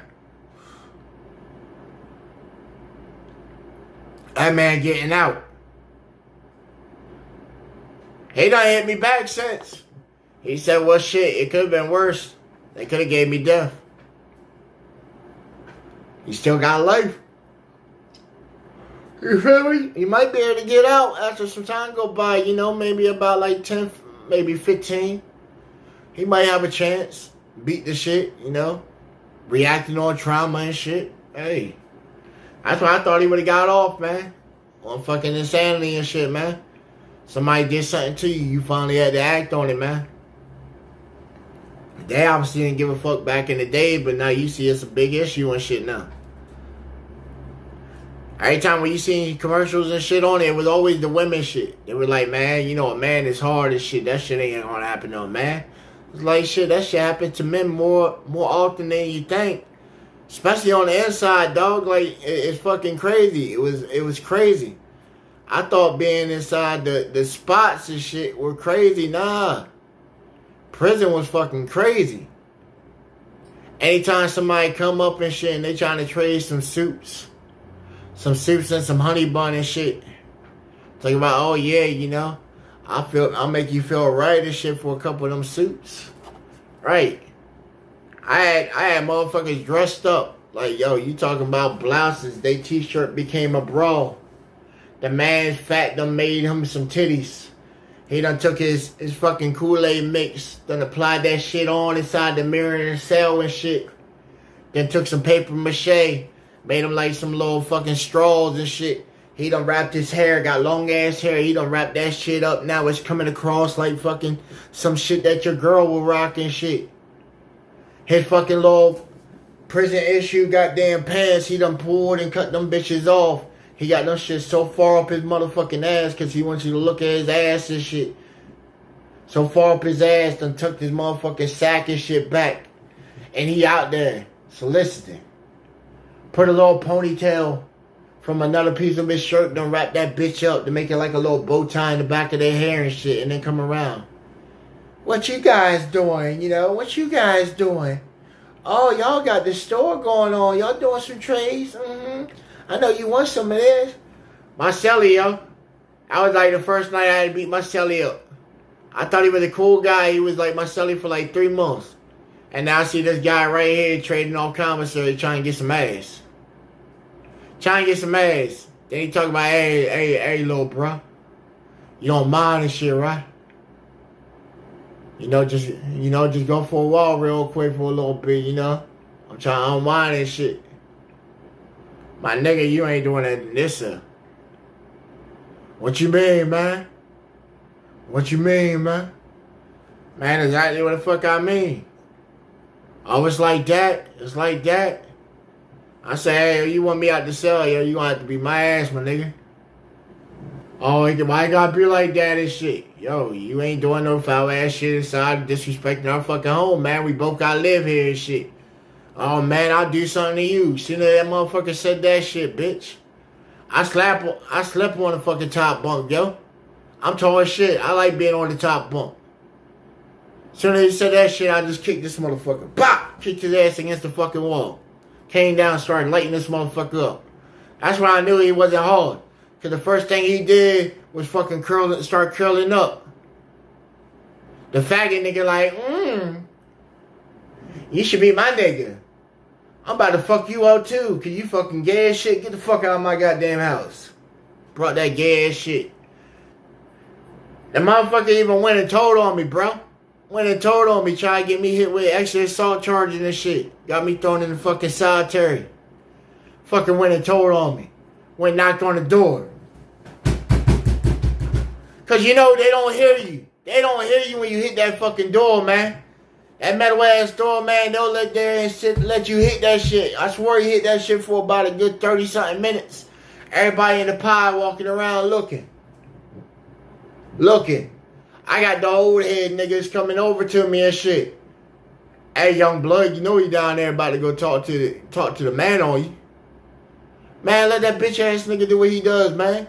He ain't disrespecting our little house and shit, man. He like, oh, man, what happened? I said, man, fucking Queen came down this bitch trying to solicit, trying to get some commissary, sell some ass, some mouth and shit. That's all he got, ass and mouth. Trying to come over there, bust a cell and shit. I wasn't interested. My roommate's trying to entertain this shit. Told him get on with it. Then he called out, you know. He tried to act hard. I was really waiting for the motherfucker to call me a bitch. For real. You usually wait till somebody call you a bitch before you engage it. So it's like you got all access at that point. It's like the golden word, like, bitch, go ahead and call me a bitch. And then I'm going to let you say it the first time. Just because I'm going to act like I didn't hear it. I want you to say it again. Even the old heads and shit, they screwed me up on the game in there, man. The old cats, they were cool as shit. You know, they let me hop in their domino game. They card game. They share some shit with you and shit, man. Respected them old cats and shit. But my celly, man, I had to check that nigga. Had to check his ass. Then they sent me to solitary. I'm in there with nothing. I'm butt ass naked in this dirty ass space and shit. It's like, okay, well, bitch, I got imagination anyway. I was freestyling all kinds of shit. Nigga, I was doing Gba Radio inside that bitch. Before Gba Radio was even a thing, nigga. I used to just spit inside my head and shit. But like, yeah, man, you tapped into damn shit radio, man. Don't give a fuck about anything. Don't give a damn about anything. Goddamn, I hope that ain't some shit right there. Oh, there's another fucking roach ran by, boy. Let me see if I can catch this motherfucker. Right, man, I had called it roach and shit. I had found some stuff. Keep that nigga in a little roach box and shit. Hit him with little meals and shit from time to time. Right, man. Cause they still throw your food in there. Also, I had at first, he was a dick. This bitch used to flip my fucking tray on the fucking slide and shit, man. You got this small ass little slit. Used to drop my shit, man. I'm not eating that shit. But you got to, man. You had to keep your shit up, man. You gotta keep up with you. Whole time I was thinking, man, you know, I was mad at the guy. He went and told on me.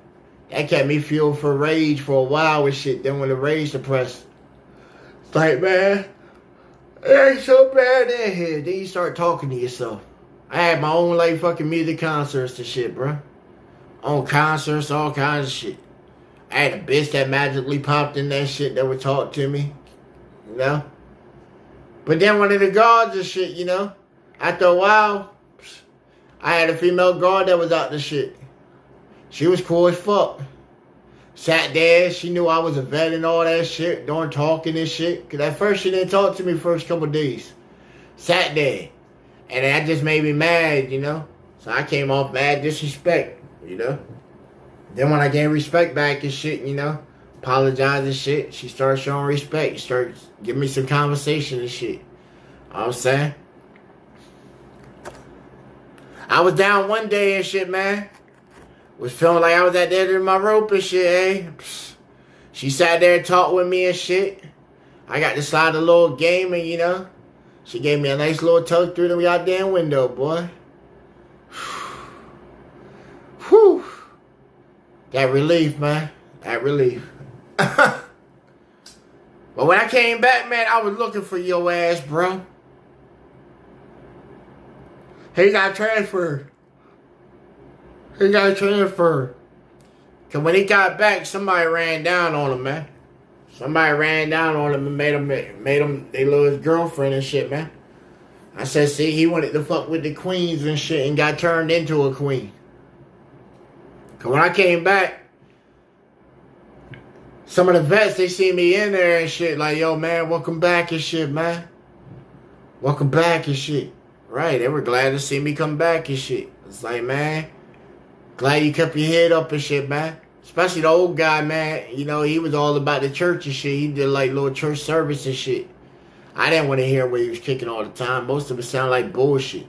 But you know, he wasn't always trying to push Jesus and shit on you, man. He was just like reading some shit and then give you input on it.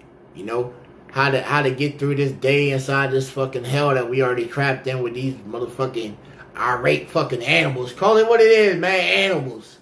Animals. I was a fucked up animal with some fucking crazy ass other animals and monsters. Told you there was booty niggas in there, man. Them booty niggas, every time they shit get up, man, like these niggas used to walk around with fucking toothpaste in their pocket, bro. Toothpaste. They lube. They looking around like, yeah. Uh-huh. Can't wait till goddamn next week, boy. Them new ones about to come in here, huh? Oh yeah, I know a couple of them from back in my neighborhood, uh-huh. Oh yeah, I used to know their parents and shit. I used to tell them, man, you kids better never ever come up in this motherfucker. Uh-huh. And they sitting there plotting. It's like these motherfuckers done made like fucking a whole plan deck cards. And new insight on who was coming in that bitch. They got somebody that works intake and shit. Guard work intake. Somebody working freaking issue. Where you come in and get all your shit. Your prison issue shits. Somebody working in commissary somewhere. They got insight on who the fuck is coming, man. We get we had the jail shows in that bitch too.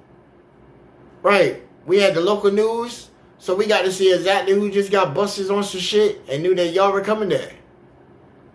If you got a trial and shit, we get to catch the summary of your child. Don't act like we ain't got TV in that bitch. We seeing it, listening in, sitting in the day room, got the AirPods in, watching. Recent news, 3 YNs, you know, were involved in a motherfucking rival set shooting today. Then you look and be like, oh man, you over there like, goddamn man, my people about to be up in this bed. Oh, your people about to be up in this bed, huh? Somebody else had already called word and shit like, hey, yeah, yo, hey, we gonna have to make a move soon, you know? You know, whenever somebody coming in there and shit, dog, because it used to be lingo and shit, man. If you had people that fuck with you and shit, you always should have had the news. You know? You hear something like, the Woods got boots on. Or the SA got boots on. Hey, man. Like, the old heads, they come hit me up. Hey, man.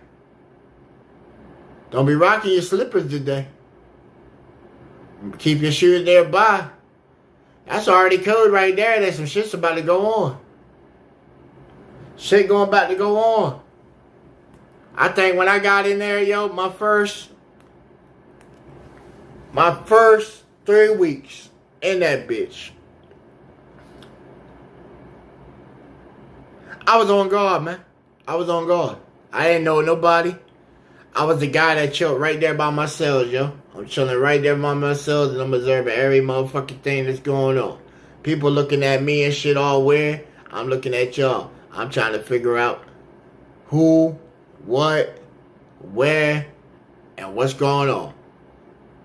I already know respect is fucking commodity and your ass is a fucking currency. And I don't want my ass getting considered a currency. So I'm going to figure out how shit go up in here. And it take long. Because they already sent like a little envoy and shit. So I already met who was the motherfucking head of the shit already. You feel me? It was an OG nigga that had fucking life. You feel me? He done already murked some people in there. And you seen this guy, you already knew he was not the one to tolerate some shit. He the one telling me what the ground rules and shit was. With these other guys that checked in that bitch, these fish, they the first ones.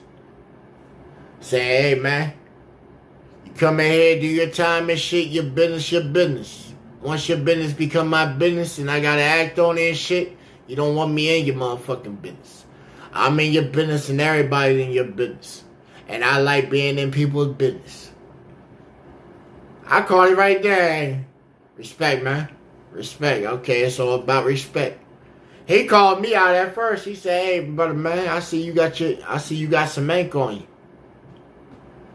Cause when you get in there, everybody looking at your ink and shit. You know? I had the Woods looking at me. I had the Bloods looking at me. They want to see what side I'm going on. I'm a light-skinned brother. The whites, they didn't want me. They see me. Fuck that nigger. The blacks see me. They gonna want me to try and do some work. They want to see if I'm actually with them. You feel me? First time I grabbed a tool and shit, somebody gave me a tool and shit. They sent me on a mission. Sent me on a mission. And it was a fucking dummy mission. They gave me the shit and then called the guards on me. Called the guards on me. Trying to get me hit with fucking possession of a deadly weapon and shit. Lucky for me, I had the OGs and shit that looked out for me. They took that motherfucker off me before they came and got me. Came and got it off of me before they came and got me. Hell yeah, appreciate them guys, man. I still talk with them old guys every now and then and shit, man. You know, you stay up with the real guys, man. These motherfuckers, I still keep up with them. I got my cousin right now, you know, he locked up right now, you know. He got another 3 on a 15-year sentence and shit. They hit him with kingpin shit, you know? This motherfucker got caught with so much fucking heroin and coke and shit coming back from Miami running shit up north. Man, you know, he in the box right now. He done did 7 already. Still got more time, and then, you know, when his mom passing and shit like that, he spazzed the fuck out. That was his only hope. So, you know, I try to talk with my cousin all the time and shit. He taps into the show whenever he gets a chance and shit. Because, you know, we made sure he got he got some shit on his book and shit, man. You know, I take care of my cousin and shit, man. Right. I'm like, hey, man, you know, pass me some knowledge, man, shit. Because that's, hey, I don't think that it's all bad inside the walls, man. And it does get bad. But, man, that's where knowledge is, too, man. So it's like when these guys come out and shit, man, and they see this internet world and how shit is like so fucked up, man, and they try and chime in and shit. Everybody think that they fucking with you and shit, man. They think that they fucking with you. Because they took the time out to try and pass some fucking knowledge down the pipe. And what happens? We like, man, this nigga hating on us, man. This nigga hating. This old ass nigga hating on us. Nah, this nigga out, she fucking kid because he's trying to drop some knowledge. Because he done went and did it and shit. He done seen the way and shit and say, hey, man, you know, I did my time for what I did and shit. I stood on it and shit. It might have been fucked up, but I did it and shit. But guess what? I see you might be heading off on a bad path and shit. Let me try and pass some of this knowledge to probably try and steer you on the right path, but nah, man, that nigga hating, man. He hating, man. Fuck them old niggas and shit, man. Fuck all them OG niggas ass and shit, man. They hating on us young niggas and shit. That's juridic. Come on, man. How y'all still falling for the same bullshit? Do your fucking research, your homework on this information, man. Y'all ever heard of the Willie Lynch letter?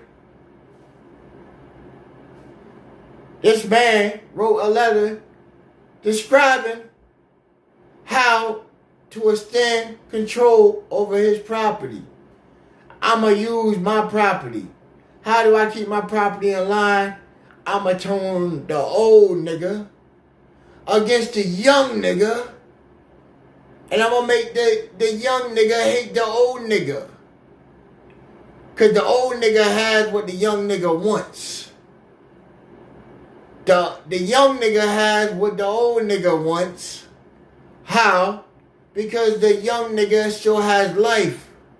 He still has the chance to make these mistakes that the old nigga done went through and knows better now on. The old nigga wish he could be the young nigga sometimes to make better choices of his life, you know? But then the young nigga sees the old nigga and you idolize the old nigga in reality without even saying that you realize the old nigga, because you doing the same shit that the old nigga did. You want to be like the old nigga. This nigga got respect because he went and probably did some foul shit. He stood on his shit. In the street, we call that street kid. Doing foul ass shit, we give a knowledge to that shit. When people do good shit, we ain't so quick to react and give acknowledgement, but when we do, we do. But the fucked up shit, we acknowledge that because it catch our interest and shit like that. So the young guy, he want to be the old nigga. Yo, shout out my nigga. OG such and shit, you know? But then they say, hey, it ain't always good to meet your heroes.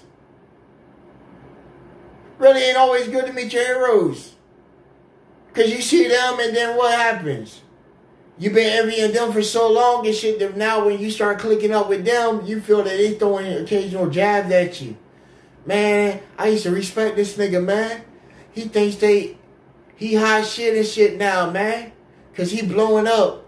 And my shit's still sitting at the same rotation. Not getting no traction at all and shit. I'ma hate on this nigga. But I want to secretly be this nigga. The old nigga don't want to be your young ass. Because he already knows the lesson of life and shit.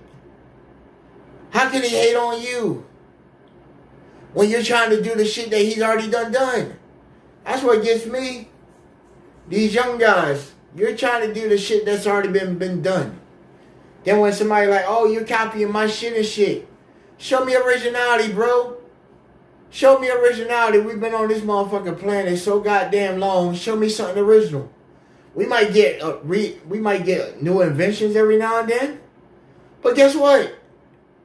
It's the remix of the remix of the remix of the remix of the remix of the original. Show me original beats now. It's hard, man. You know how hard it is to make original beats now? If you ain't paying money, you go and get a band. Go get a band to get a live composition. Cause we're in this electronic age and shit. You feel me?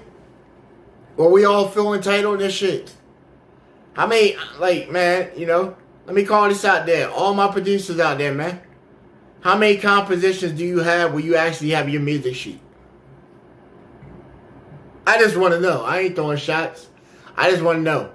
How many of y'all can actually go and pull up an actual music sheet for the whole composition of some shit?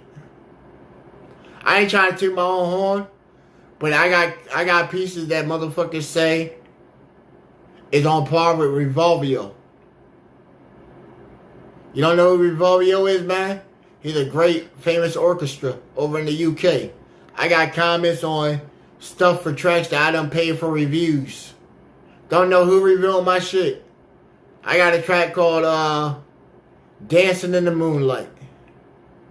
That track has almost 500,000 plays and it's just an instrumental. By industry standards, that is already gold. I don't have no artists on it. It's just a composition. I still got the music sheet for it.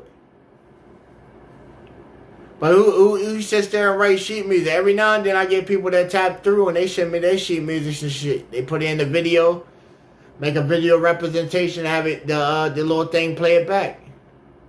I wouldn't recommend you have the AI to do it because the AI can still not read notes correctly on a score sheet. But who can actually write down lines on a score sheet? Come on, man. I just want to know.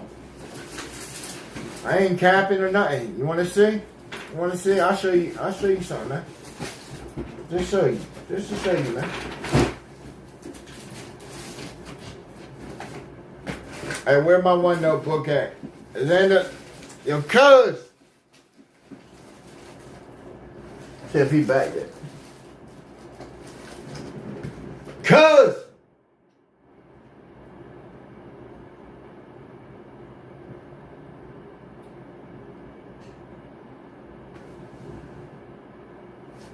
I guess he ain't back yet. But y'all, look, give me a second, guys. I'm gonna go find my book real quick. I was doing this just the other day on the live. Just so, you know, I like when people try to be like, oh, this nigga capping. Come on, man. Call me on the cap when I'm capping. I ain't never be capping, bro. Come with that logic. I do my research. I present it to you. And give the people, y'all make your opinions on what it is and shit, man. Just, you know. Fake is fake. A spade is spade. It ain't a joker and shit like that. And, you know, we do it the way we do it.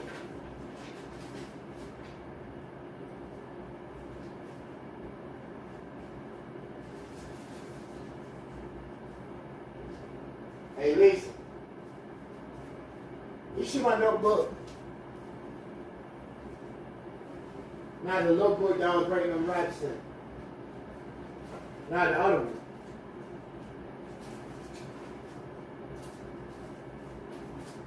Yeah.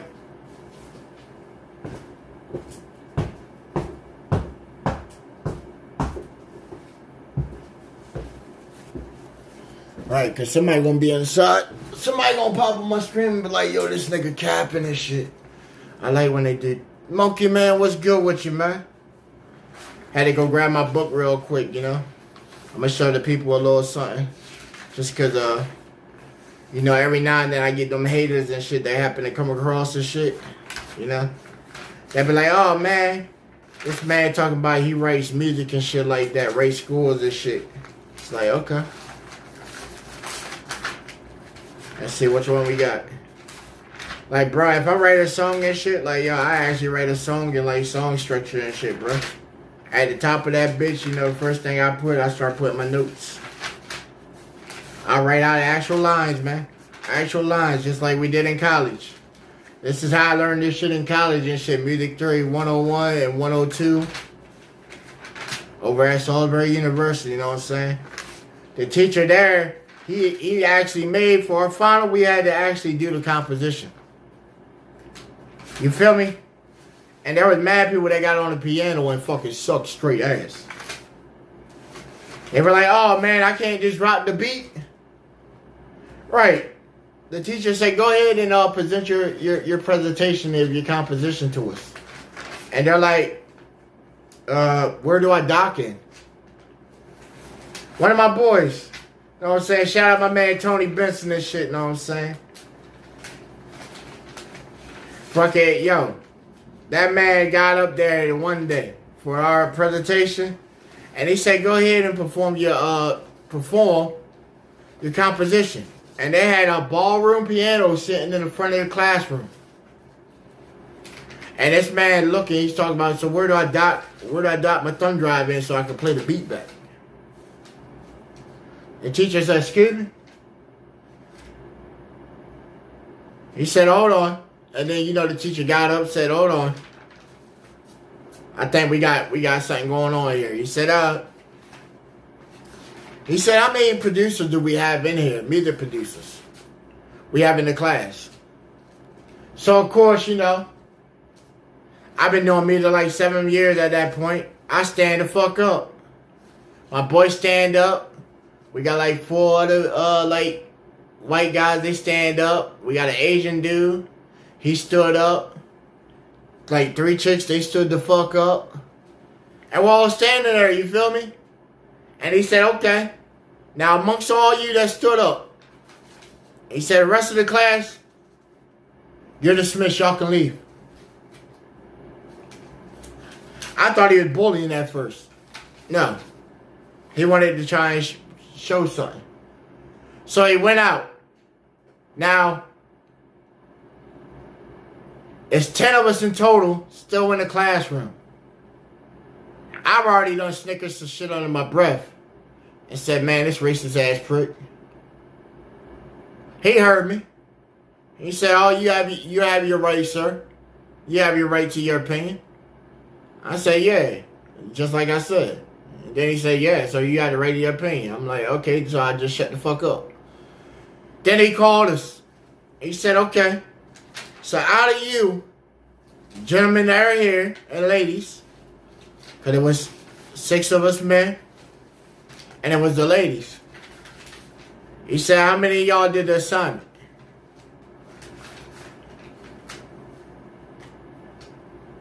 He said, all right, you want to go first?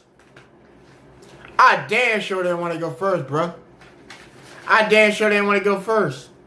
But since I came off, you know, in sort of like a disrespectful manner and shit, and plus, I was the only vet in my class. So I gotta lead the way regardless, man. So I get inside that motherfucker. I get up. I set my little paper up, you know. I sit there, I strum my keys real quick.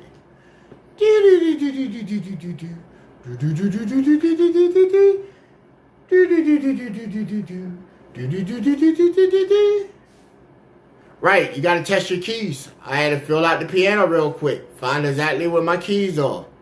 Okay, where's my G at? Where my C sharp? Where my D? Where my E? Where's my keys lined up on my half tones? Right, let me get my notes lined up real quick. I gotta make sure I know exactly where the fucking notes is on the goddamn keyboard. Cause at this time when I wrote the composition, I was home. Messing with my fucking MIDI keyboard. You know what I'm saying? I had an IKEA keyboard at the time. This shit had 64 keys. So I was pretty dope. So I get in there and I'm on the actual piano and shit. And I'm like, damn. Let me show what I got. I rocked it. I had probably 7 bad notes during my whole composition. I rocked it though. Mad respect to everybody else. They fucked up big time. They get on that goddamn ballroom fucking piano shit thinking that they gonna sit there and hit some modulation shit. Like, come on, man. making a beat and playing some shit real time. Like even my composition I wrote, like dog, I can go to the mall. I go to the mall every now and then during Christmas time, and I'll see somebody sitting there playing this shit, and I got my notes down to where I can go play my little minute and 38-second little jingle and play that bitch on receipt with my composition. And I have some people that stop by in the mall and shit be like, oh, right, take a little couple pictures of you and shit. I like that. Thank you, I appreciate that. You know? But the people in my class, they all failed. Even the chicks, they failed. All them, they were all fucking with NPCs and shit, man. You get on there, hit the key, hit your wobble and shit, oscillation and shit, and now that fucking C key done shot up to a whole different key, and now it's like, wow. Instead of it going, doom, doom, doom, doom. Now that's just like,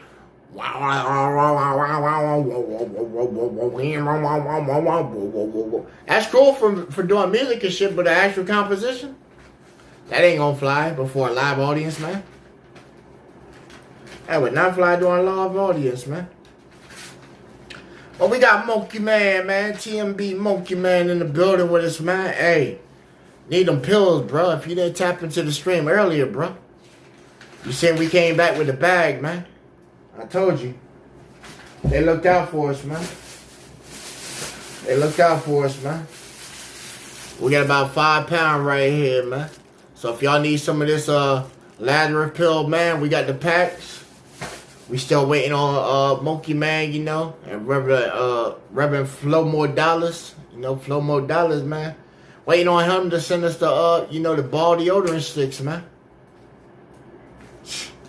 If y'all ain't out here sticking it to the ceiling, man, y'all need to get with the program, man. Get them Lazarus pills, man. And then the 3-day resurrection pill, man. Whoo! Y'all don't know what y'all missing out, man. I'll be sticking them to the ceiling.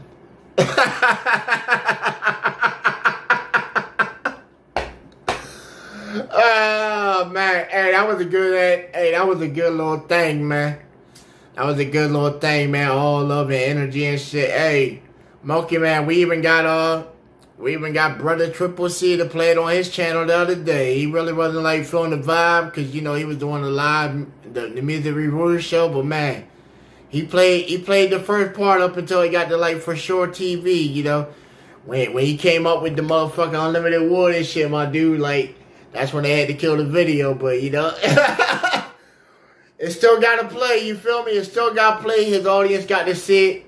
Someone like, yo, what the hell? Hey, you know, he done late night stuff too, so, you know, salute that boy Triple C, man. Late Night Song League, you know, for playing the collaboration of, you know, like my individuals trying to have some fun this shit, man, on that Lazarus pill commercial, man. And if y'all ain't checked it out, man, it's on the page. It's on the page in the community section. You go to our posts. We have it shared on there, man. We put in the episode last night. Yeah. So, man, y'all check that out, man. That Lazarus pill, boy. Cause, hey, we just got the shipment, man, you know. Freaking, Reverend Flow More Dollars, man. And y'all tap into Bearded Conversations too, man. Bearded Genghis Kong, man. Cool individuals, man. Real ones too, bro. That's the thing, man. It ain't hard to find real and authentic people, man. For real, I tap into all these channels, man. I'm just like an average person, man. I go through YouTube. When I ain't live, I'm going through YouTube, man. Seeing who out there, who's doing something, man.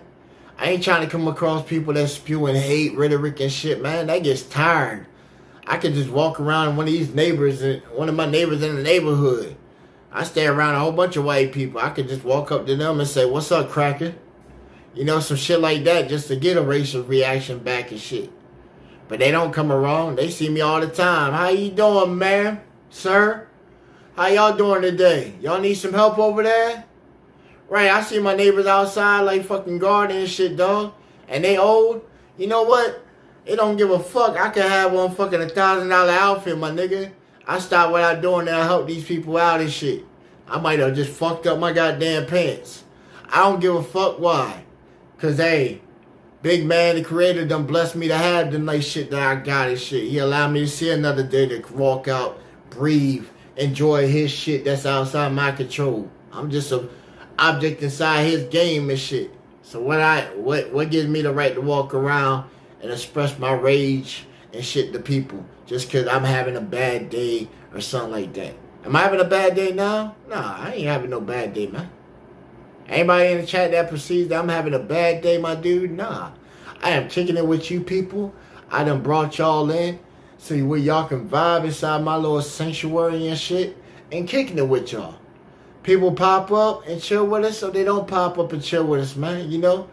That's just how life goes and shit, man. Just how it goes. But what I won't do is set my life towards the purpose of setting a calendar saying when I wake up tomorrow, you know what? Fuck everything. And then wake up the next day and continue on with that fuck everything parade. Can't do that, man. Can't do that like that. Man, what the fuck? The fuck? I had people saying, hey, bro, sometimes, you know, you a wild, Joe. You know, you wild, but we fuck with you. I respect that, man. I respect that, you know. But I'm not just going to go fucking insane. Not going to go insane. Like, damn, I can't even see that, bro. I can't even see that shit, but I see it. Like, man, you look online and you can't make it up. Somebody just get on there. Fuck him. Tomorrow. What's up, guys? Next day. Fuck him. Hey, what's up, guys? The fuck, the switch on that goddamn lamp, boy, that shit is going like this.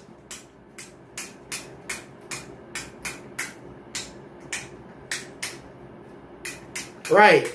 At some point, somebody get motion sickness or get tired of it and like, shut the fuck up! Right, just go the fuck off on them and shit, man. Like, bro, I be wishing that I had superpower, man. Expose me to some kind of fucking scientific experiment, the nigga, where I can just touch the fucking screen and just merge in and just jump out on people, man. Please. First thing I would do is just like, you know, just go in there and just reach out and be like, remember old boy off of Fantastic Four? Who was it? Mr. Fantastic. He had that flex power. Take his hand. Then that bitch go. Then he just like smack up. Right, straight like that, man. But when you smack, you know, when you smack, see, that's what I never got in a smack. When you smack somebody, what happens? Your hand returns back. Go ahead, give them the other 5 on top of it and shit, you know? Give them the other 5. Don't just give them the first 5. Give them that other 5, because sometimes they need that extra 5. You did the shock value, but you didn't put the full lesson into that bitch, you know? You got to put the whole 10 on that shit. Then at that point, you know, now that you done just smacked and backhand the shit out of them, now you got pure confrontation at that point, you know, depending on how hard you hit and shit, because, hey, you know, I done slashed somebody before. I done knocked them the fuck out. You know? But you'll really get to see if they really stand on 10. For real. Go up to somebody that's just talking the most shit to you and just slap the shit out of you. I guarantee 2 things happen. One, they gonna bitch up. Or 2, they gonna be like, this motherfucker done lost their goddamn mind. Or they gonna be, right. They're gonna go. Or they gonna be like, this motherfucker goddamn done fucking tripped. And most of them will sit there and talk to you. Some of the OGs, I know, they'll talk to you. They ain't gonna talk directly to you. They're gonna have a conversation with themselves real quick. Cause you know, I like to believe that everybody got that little Angel and Demon. I don't know what side, because, you know, we're looking at the camera or whatever. What side they be on and shit, but I believe everybody got that Angel and Demon, and that Demon nigga, he the one that's rising you the fuck up. Yeah. Crash out. Crash out. Crash out. I'm your hype man right now. Welcome to the Crash Out Show. Hey, man, call that guy a bitch. Call him a bitch, yeah. Call him a fucking bitch, yeah. Watch what he does. Ooh, he didn't do shit. He didn't do shit. Call him a bitch again, yeah. Oh, he still didn't do shit. He must be one. He must be one. And you're right there. You right there just listening in. You know, let me move my hair. He just listening. Yeah, man, you know what, bro? That nigga is a bitch. Yeah, he a fuck ass bitch and shit. Yeah. Yeah. Let me get on this internet real quick. Hey, yo. Such a, yeah, man. Bitch ass motherfucker, man. He a fucking clown, Scooby-Doo looking ass motherfucker, man. Yeah, look at his IQ and shit. Oh, yeah. His stream ain't coming across hard like ours and shit. Yeah, he probably using his girl laptop and shit, nigga. He probably got that shit back in COVID or something, man. You know, when the government was giving out the free shit, he ain't made no advance since that time. He's still fronting this shit. That's why that shit be talking to you. And you sitting there like, yeah. Give me some more, my nigga. Give me some more. What else you got? The good side sitting over here, you know, we turned already. The good side's like, man, don't do it, bro. Don't do it, bro. Action got reaction and shit.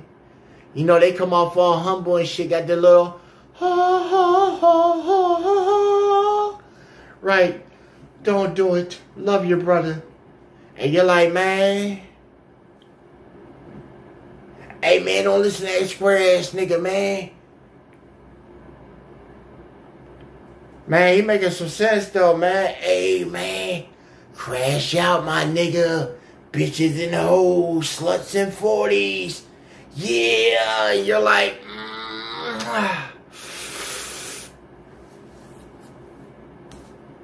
Sorry, good guy, you know, I'll catch you on the flip side, but my nigga over here, he ready to turn up and shit. What else you got, dude? Oh, go on live the whole time. You didn't even realize that you had this whole conversation looking at your camera device. That's the crazy shit, man. That's the crazy shit. You took into an electronic device that never answered you, not once at all. And you had a whole fucking breakdown and shit live for these motherfuckers to see. Live. Nobody chatting back or anything, you know. You just had a full fucking manic episode, a manic breakthrough. Some people call it a psychosis break. That's what the medical people call a psychosis break. You just had that shit live. Live. Because you didn't feel that you got your way. Especially if you're the host of the show. If you're like any one of these hosts of a show and shit, man, you know what you got coming. You know what you got. Your business ain't for everybody. But you know people show up for you, right? They show up because you're that individual that they got enough respect for. That they say, hey, you know what?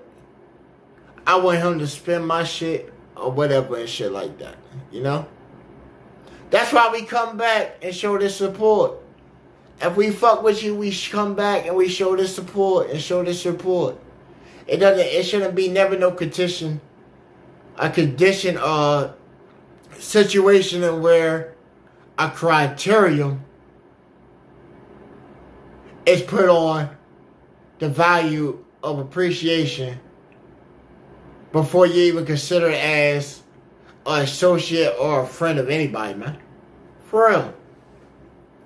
Like, we didn't all go back to kindergarten and stuff like that and then got in little scraps or in your neighborhood coming up with your boys and shit. Y'all didn't see eye to eye. You didn't see eye to eye. I hope you had friends like I did, you know. I had a whole bunch of young boys. All my friends are at least like 7 years younger than me. I was the oldest cat in my shit. When I got around cats that were my age and shit, they tried to bully and shit. But guess what? I had a little crew. And I was already used to motherfucking holding my own. So my little guys, I used to like bully them all the time to toughen them up. They used to be crybabies and shit. You look at these guys now, shit. They stone cold motherfuckers. Right. Everybody done shed a fucking tear at some point in life. You think you not a man because you don't shed tears? My nigga, I feel like I'm hard as shit. Done slain bodies, done laid, people down to the grave and shit, Just had, in the last 3 weeks, I just had to bury 2 more. I just had to bury my aunt. That's blood. Then I had to bury my cousin. First cousin. That's blood. These are, my direct bloodline. I just had to bury them and shit. You feel me? That shit hit my heartstrings. I felt sad, but I couldn't cry. Only when they got tears from me that really drove them tears out and shit was my mother and shit, man. When she passed, as hard as I thought I was, my nigga, I couldn't keep back the fucking tears. I couldn't keep them back. Couldn't. Person that gave me life and shit, I was the one woman that, out of all these women that walk this earth and shit, I don't give a fuck how good your pussy is and shit like that. Bitch, I tried my best to respect all y'all women and to not come off, until y'all cross that line. Try to respect all women, but man, that was the only woman that I ever really had respect on. My sisters, my aunts, in my family and my mom, my sister, they got second in line to respect over my mom, because, man, mom brought me here, bruh. And mom, she wasn't no fucking clown. She was not no fucking slouch. You know what I'm saying? It ain't even hard information, bro. My mother was state police. Get it out there just in case somebody try to pull information later down the road. I've been put this shit the fuck up. My mom worked for state police, my nigga. Every time I did some foul ass shit, I had to be super criminal minded on some shit. When I had my boys and we used to go around and boost the motherfucking local video stores and take that shit over to Hollywood Video and GameStops and shit and profiteer off of that and shit. My mom knew what the fuck up. She knew what the fuck it was. One of her shits was my dude. My mom arrested us before. Me and my boys. We in the backyard. We thought we got away with some shit. She came straight in that motherfucker with her people. Still on the job that night. Came back to the house. We done boosted 60 fucking GameCube games at that time. Everybody got about $100 in their pocket and shit. We in there hustling. Got 5 different TVs inside this little shed. Hustling. Everybody got a table. Had the drink. At that time, we had the Sega Genesis, the GameCube. We had the PlayStations. I think the PS2 was just coming out at that time. We had the Dreamcast. We had all the game systems. Game stacks. Everybody in the neighborhood had games, man. I was so good with the boost and the shit. Everybody in my neighborhood that fucked with us had game systems. They'll go play their shit, come up to the shed. That was my first little trash spot. We in there hustling quarters. Sent my man down the street and shit, the Black Mac. My aunt worked at the Black Mac. Smack her with a couple dollars. We coming back with a bag of fucking Happy Meals, cheeseburgers, french fries, the works. We selling burgers and fries inside that bitch. Playing little coin dollars in games and shit. Somebody got $1. Bring the older kids around. They got $1. Put that dollar down, man. Put the dollar on the table. Come on, put on the Mortal Kombat. Right. We had an old dude and shit. This motherfucker used to be, at that time when we were young, man, we didn't really think of the older folks chilling with the young guys. It was a problem. But apparently it's a problem now. But man, I had dudes that were beasts at fucking video game championships and shit, man. That would go down to these yearly tournaments down in Universal Studios and play for some cash and come back with trophies and shit. You feel me? Would come back, whip us, teach us shit on that shit. It was that same old cat. He told me how to hook my shit up. This dude at the time was in his fucking 40s and shit. He's showing us game and shit. It wasn't no just guys weird as shit chilling with motherfucking preteens and shit like that. I told you, I was the oldest guy. Right there. He kicking it to the young guys, teaching us the art of the hustle. I said, see, we need some of that nowadays like that, man. Need that. God needs youth. But they on the other shit, man. They on the other shit. The way that the internet works, man, it's pure county production, man. And then some of us, we put that image out there, man. We put the image out there, and we expect for change to happen when we're putting this shit out here. We get on here and we spill these lyrics and shit of fuck you and your set and shit. Pull up on your block. I'ma come fuck your bitch on the low and shit like that.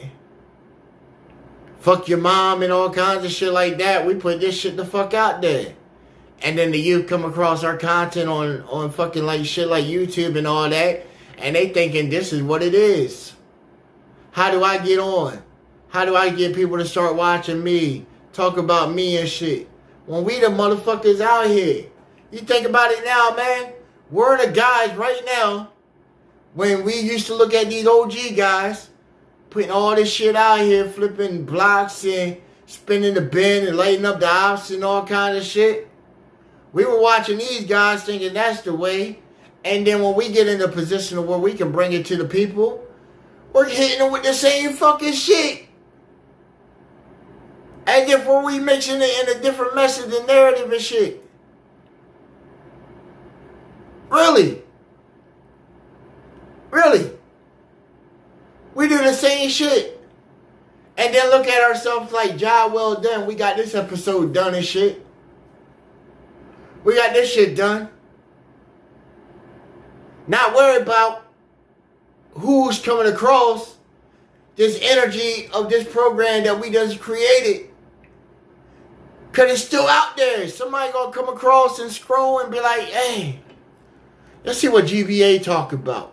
I ain't never heard of this station before. Let me see what he talk about. Let me check out this brother's channel and see some of this material that he got coming across his streams and stuff. Okay. He's exposing racists as they come across. Okay. You might be a racist. That might not be your forte. You're going to say, oh, man, I'm not watching that. I don't want to support that. Nah. But you'll come across the live media review songs. Ooh, I like that song there. I like that song there. Ooh, that's somebody I done heard before. I done heard this before. I don't know where I heard it. Maybe one of my buddies might have played on their phone or something. But I done heard this shit before. Where did I hear it? I know I heard that beat. Where did I hear it? But I didn't hear these people. I like that song. Right, that's why I like when they hit me back and be like, hey, man, who you had on there last night? Who was that? Where can I find them at? And then they look on the channel, I'm like, hey, man, you watched the episode, right? Yeah. I fuck with it. Where can I find more of that? Or where can I find that artist? Oh, you see down in the link, right? Where we showcasing the artists. You see how right down in the bottom, it's like, yeah, artist's page. And we got that nice little link right there on there. And then we ask you, be like, hey, guys, so what do you think? I already gave my opinion on it. I'm asking you to be interactive. What did y'all think of that track right there? Most of you, if you missed it live, we talk to y'all because we futuristic with it. I say, hey, man, salute to the chat that's here and everybody that comes and supports us on the replays. Appreciate y'all liking, sharing, and all that. We don't give a fuck about what this algorithm is doing. Know what I'm saying? Because the real always get overlooked. They're going to boost up the bullshit. They're going to boost up the bullshit. Like I'm telling you, as soon as we hit this mark of 500, I'm showing you. The channel and the traffic that we get that pops through in the chat is going to be completely something different. That's why I'm like, hey, man, everybody that came and support, man, we give all y'all the wrench. That monetization shit, we give y'all the wrench. Y'all stick around and shit, man. Even if you ain't got a wrench, we still play your music. Right, we still play your music. Some people said that we were scalping people's music for a while. They said, oh, man, don't drop your links inside this guy's chat. He's going to take your songs. He's going to take your lyrics off and he's going to jack your beat and shit. bro, if I really had to do all that shit, your shit better be in motherfucking on the radio. You feel me? Your shit better have buzz, be on the radio, and all kinds of shit. Because if I'm going to sit there and I'm going to take the time to go through and rip the shit out of your shit just for the motherfucking beat, just for the beat better be lit. But I'm going to rip the whole shit just to take your lyrics off the shit, then you obviously must have not did your job on that motherfucking beat.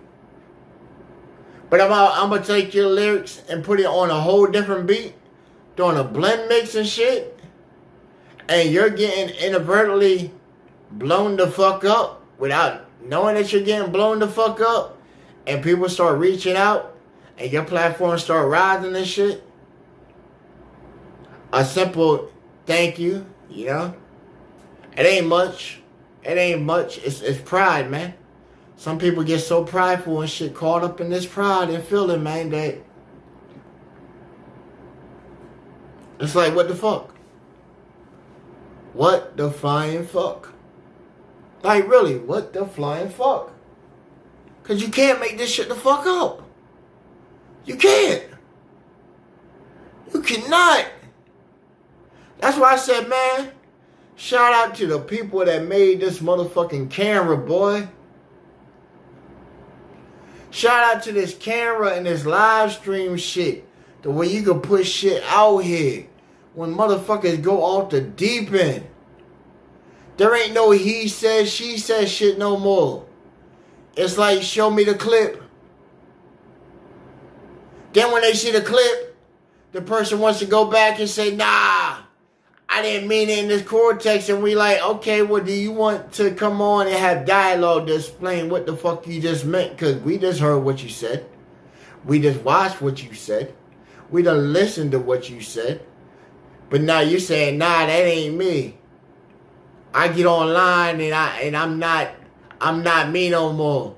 The moment that little red light pops up on my audio or my recording device, I turn into a whole different person. I was never 100 to stand on to start off with. That's how I see it as. Like my uncle used to tell me and shit. When I told my uncle, I said, hey man, you know I'm fucking with like rap and shit now. I told him, my uncle said, what, you a rapper? I said, nah. He said, oh, okay. And my uncle told me straight out, he said, you know what I think of rappers and shit? Clowns. Clowns dancing on stage. Unless you coming with some shit. And you know, my uncle is from the old school. Old school days of shit. B-boy days of shit.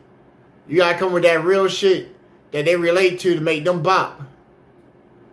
Now, I had played my uncle. He came chill with me one day. I played him a couple of my episodes and shit.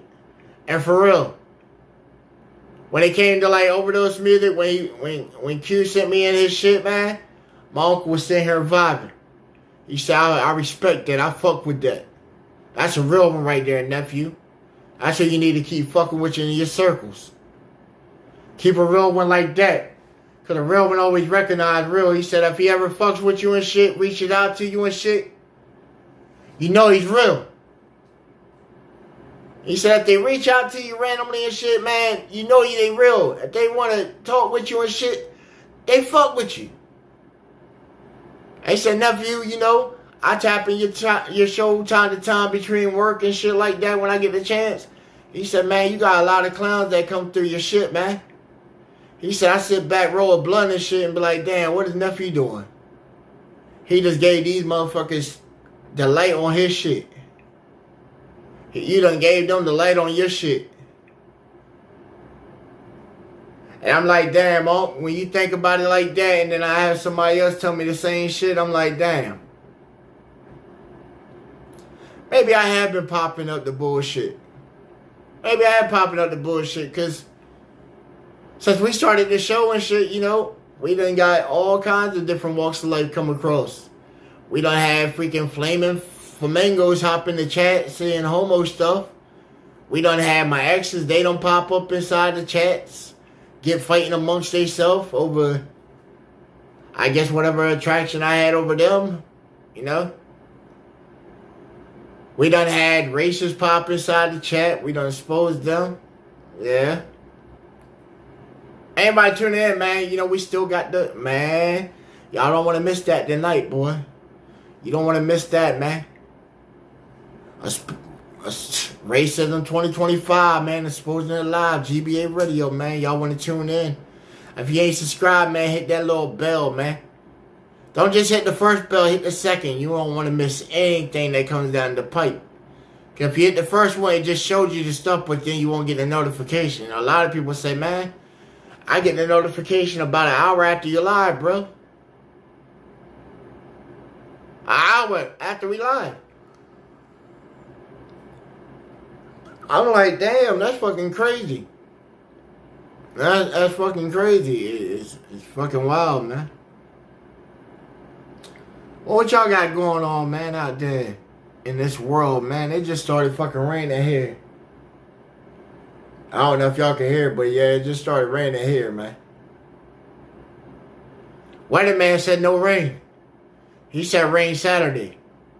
When I walked out, I seen the sky. I said, this motherfucker was wrong again and still got his job. For real. Like, is it really a hard job to be a meteorologist, my dude, when the weather station is putting all that shit on top of the board and you're just looking at the board and you're freestyling to us what the board says? Like, my local weather people, like, shit, they're wrong. They're wrong 6 days out of 7. Really. And I think it's just because our ecosystem, man. Like, shoot.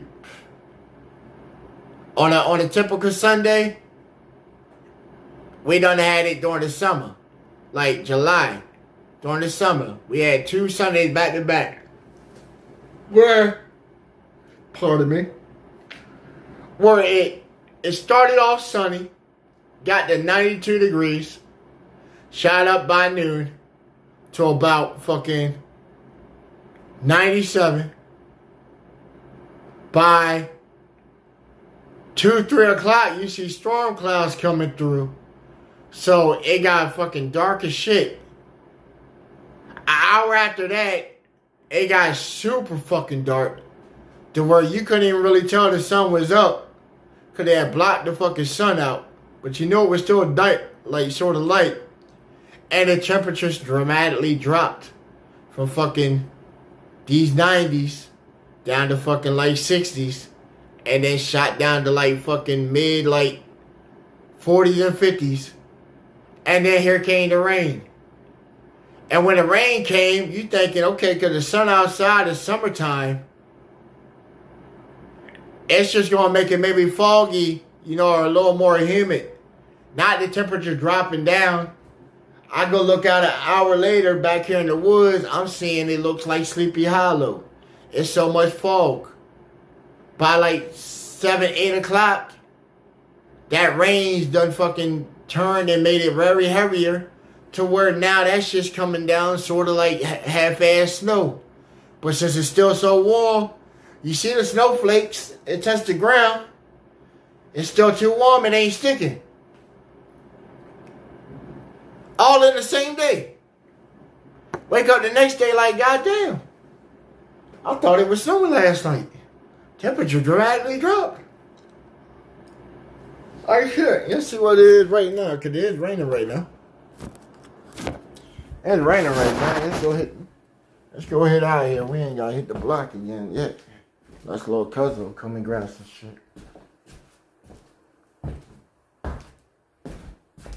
Oh. Gotta be careful and shit, know what I'm saying? Almost bust my ass on that fucking stair right there, shit. Right. Remember the dude tapped in on Facebook yesterday? He said, my nigga, you capping. He said, you ain't got no steps inside your house. I said, really, dude? Really? Motherfucker, I got a whole attic and shit. The fuck you talking about? I can pull down the thing and go up to an attic and that's a whole fucking room by itself and shit. Right. My dude, how many people you know have an attic inside their house that's another part of the house and shit? That's a whole room. Like, my dude, my room is inside the attic. Right. When my ladies come over, I pull down the motherfucking little ramp thing and we go up to where it goes up to. I tell them all the time, we going to the upper room. Like, I ain't capping, bro. I gotta pull the thing down to go to the upper room. You feel me? So it ain't no cap. I know some people are looking, they're like, yo, we gonna catch this nigga capping. We got you, man. He gotta slip up, man. He gotta slip up. This nigga slim, man. This nigga slim balling can't always be 100% authentic. He gotta have haters out there that can talk some shit on him. Even my haters recommend my business shit. That's the wild part, see? I got haters. I still push the music because it's my brand. And they still go around and push people to me. They still send me people. The dude CEO, I done recorded every single one of his family members. He got a cousin that's trying to do some stuff with the Migos right now down in Atlanta. Jody Curtis. Y'all can look him up. You know what I'm saying? But that guy there respects me enough. Respects me enough to where he knows. Man, my nigga Slim Ballin', man. I ain't put my nigga Slim Ballin' out here. Alright. My local artists around here, like shit, I don't even charge these niggas for beats. I don't charge them for beats. When I pop up in the hood on the west side, south side, east side, north side, whatever side I pop up on town and shit, if I leave and go to the next city and shit, north, south, east, west, I got respect out here. People know me. And I didn't have to build this, I didn't have to build my respect off of anybody. See? If I wanted, I could have used clout. I could have used the shit out of clout. You feel me? My family's known for being outside. I got uncles that did all these fucking years till they came outside. When they first got introduced to BB guns and shit, they went around shooting niggas. Then when they got real guns and shit, they went around still shooting motherfuckers. First time I ever busted a gun and shit was like 7 years old and shit. I shot my motherfucking uncle's goddamn fucking 38 and shit. Man, that shit put me on my little ass at that time. But I knew how to shoot a gun. You feel me? I knew how to shoot a gun. I respect that shit, man. Respect that shit. Cause when my pops wasn't there, I had uncles. And my uncles wouldn't let bullshit slide. They would not let bullshit slide. Trust them, believe. They didn't play that shit. Let me say some shit that's like flamboyant or fucking homo sus type shit around my uncle. That motherfucker gonna punch me straight in my motherfucking shit. Did he ever have to do it? Hell no. Nah. Why? Because I knew that shit wasn't gonna fly. I knew it wasn't gonna fly.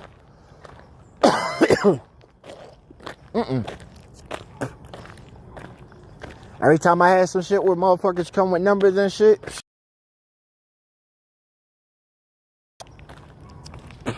That's why I say I respect that guy, yo. He fucking crazy as shit. When we had the beef with old boy and them and shit, cause he got mad I was fucking on his bitch. Yeah, real shit. I had my homeboy. He the one that actually set the shit up. He hooked me up with his brother's fiance. So when that moment came, you know, even then I already knew some shit was up. Cause every time Shorty left my crib and she go back around there, she'll do the whole fucking wardrobe change, though. I take you shopping and shit, spend a G on you and shit, Shorty.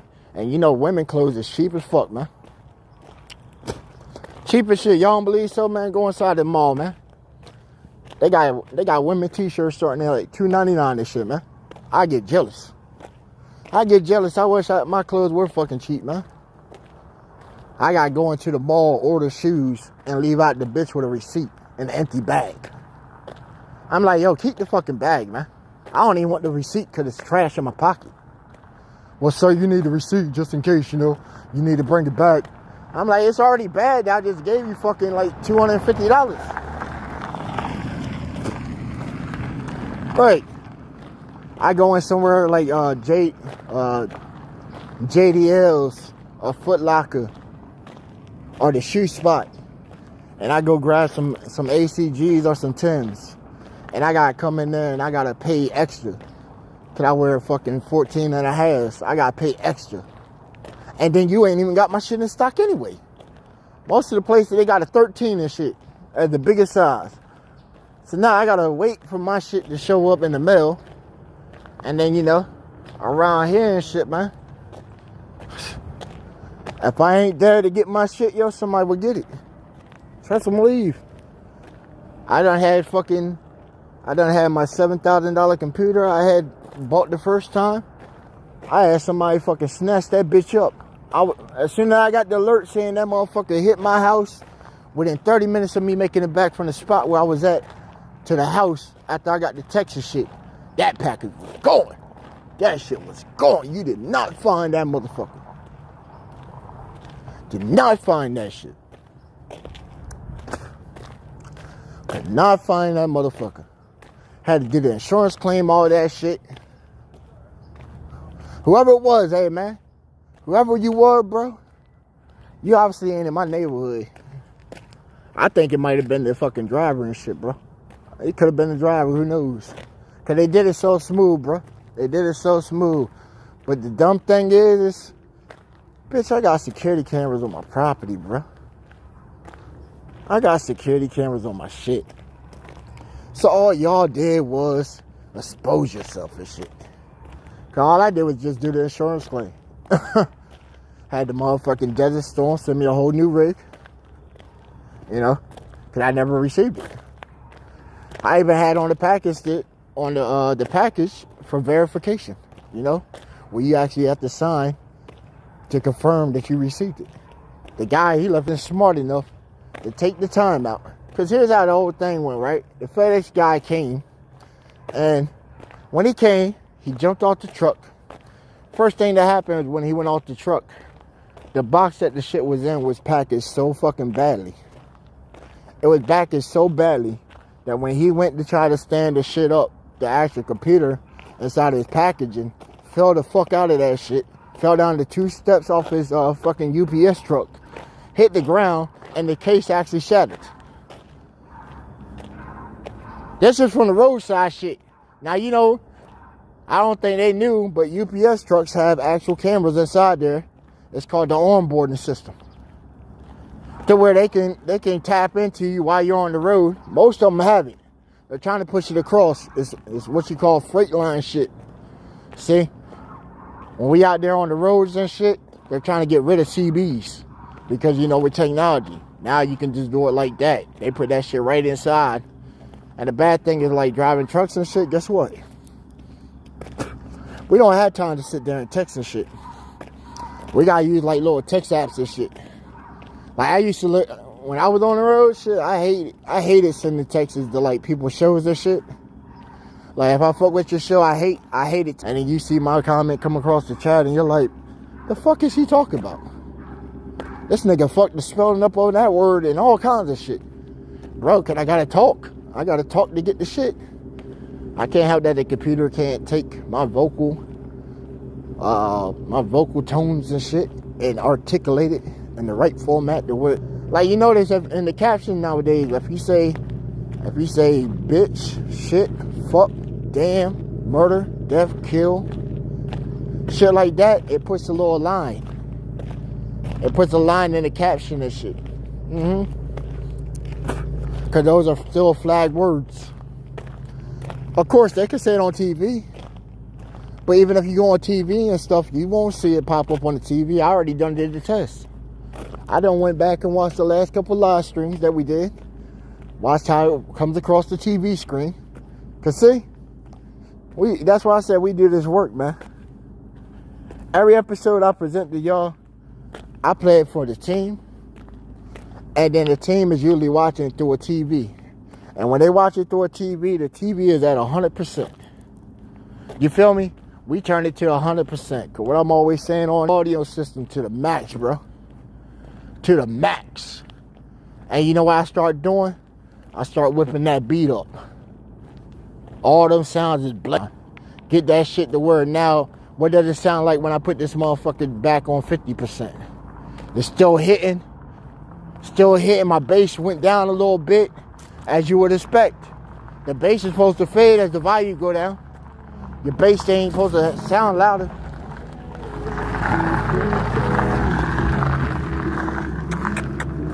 Yep. Who that? They came by with some of that, I don't know who that was. She got some young boy singing some love shit on there. That YN R&B. Alright, that shit flowing right now. Oh yeah, that shit is flowing right now. That's the vibe. Well, that's what they pushing on the radio right now, man. Shit, it's fucking cold. That's what they pushing right now, you know? That cuddle up and beat it up shit. That's all they pushing right now on the radio. You gotta wait till the weekend to step in the club before you get that live action where you can dance. Cause right now, shit, and they're all playing that bump and grind shit right now. And you know what the young crew is doing and shit? They at home. Got these remixes and mixtapes and shit playing. They ain't listening to radio. Radio's on. Radio on, trust and believe, but nobody listen to that shit. That's like grandmoms and auntie and all that. They over there listening to that.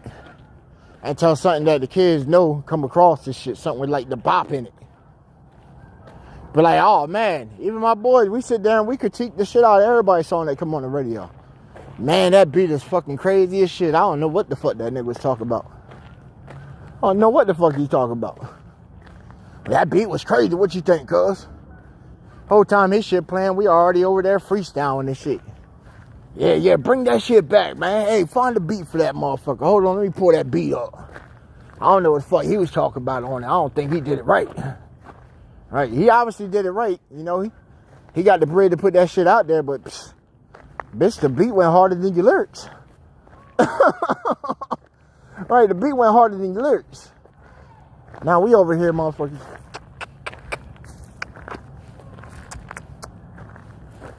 Woo! Woo! Woo! Exactly. Don't be calling out no random man shit if you ain't gonna answer back.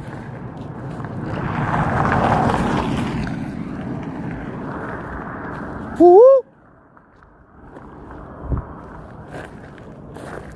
Yeah, they went in the fucking house, sir. I know who it is. That chick, she think. That dude, the little white dude, he thinks so. Every time this girl comes down this way and she go walk the dog, she disappears somewhere and shit. So this dude came up the other day talking about, hey man, he said, I don't really say nothing to you and shit.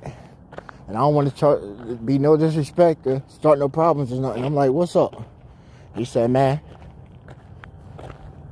He said, we're going to have a problem. I said, we're going to have a problem. I saw you like, what the fuck you talking about? And I'm just coming out here on the block. He talking about we gonna have a problem. I'm like, shit, a problem, nigga. Hold on, let me hike my shit real quick. Put my motherfucking phone down. All right, I ain't even gonna put it in my pocket. Put this bitch on the ground real quick. What's up? You talking about we got a problem? He's like, yeah, man. I don't want to be rude or nothing, but you know, I'm having a problem with my girl right now and shit. And you ain't fucking my girl, are you?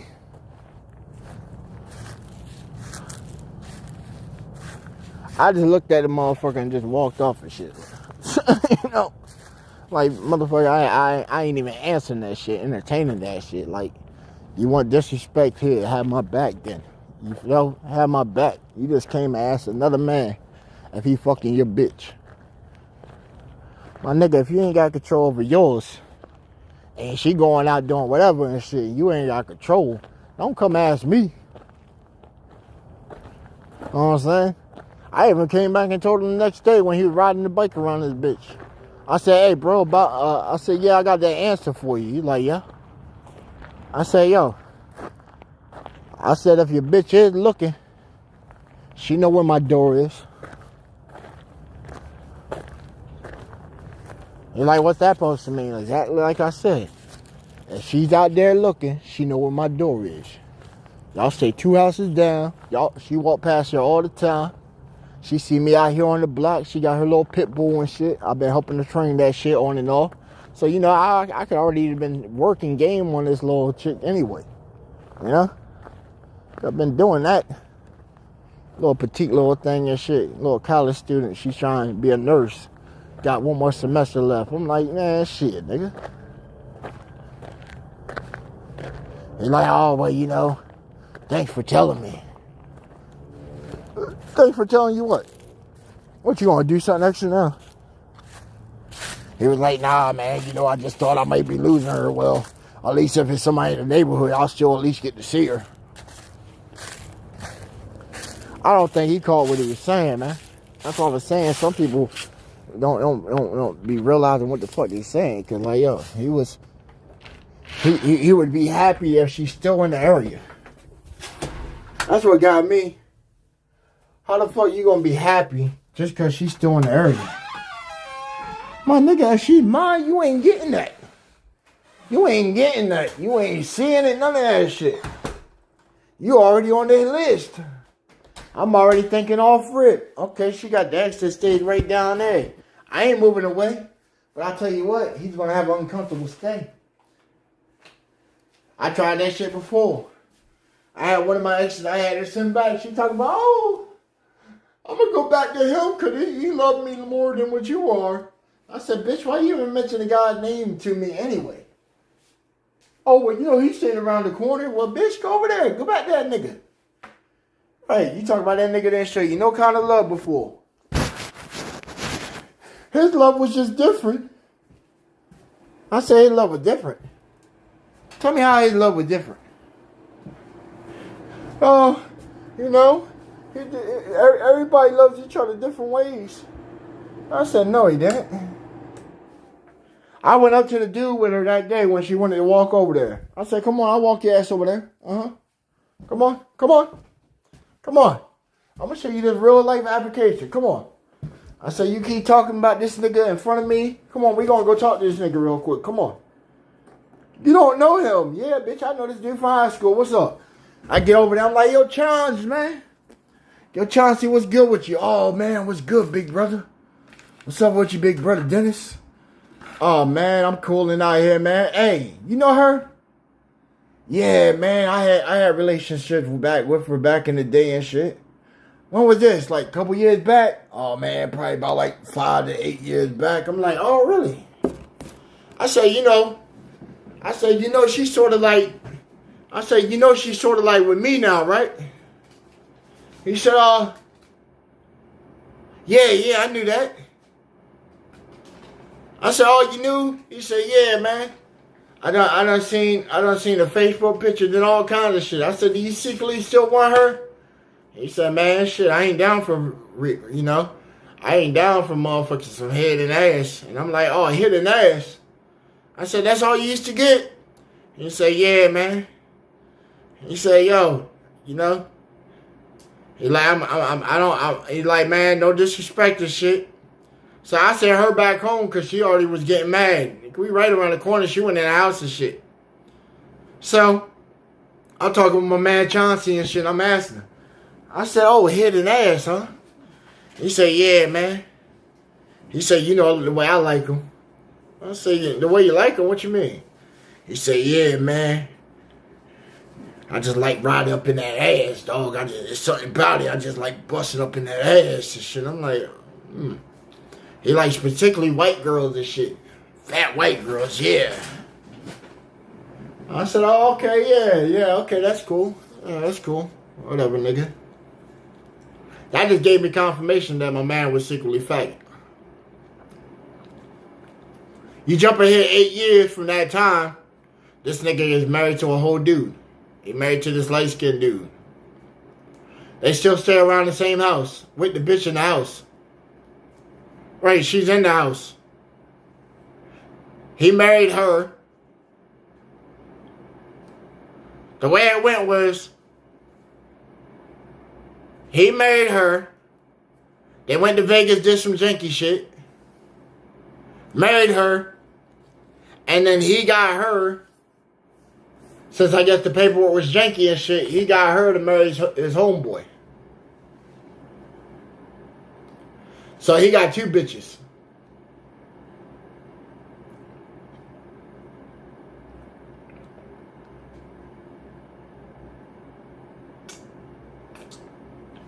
Told you can't make this shit up, man. You can't make this shit up, man. Why are we trapped in this fucking crazy ass world, man? Why? Why is shit so crazy, man?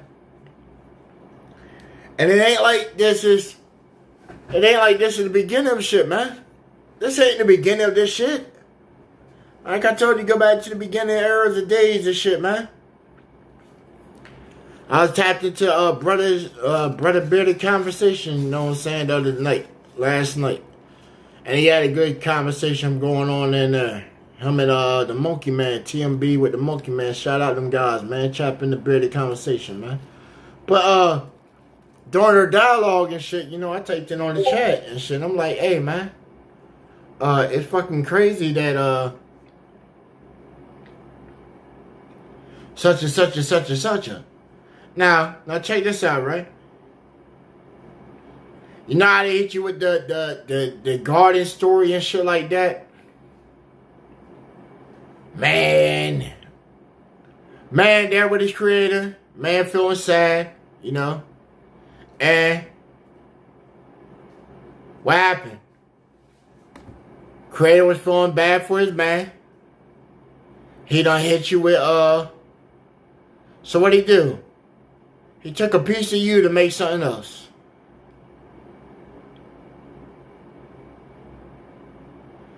Took a piece of you to make something else. To make your equal.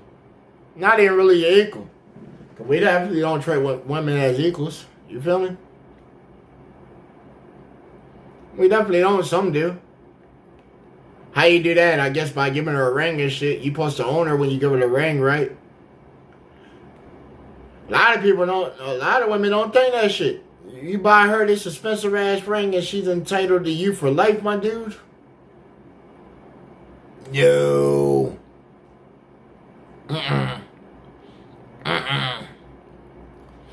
You just a brother that took on a whole new line of debt to try and show admiration just like the rest of us.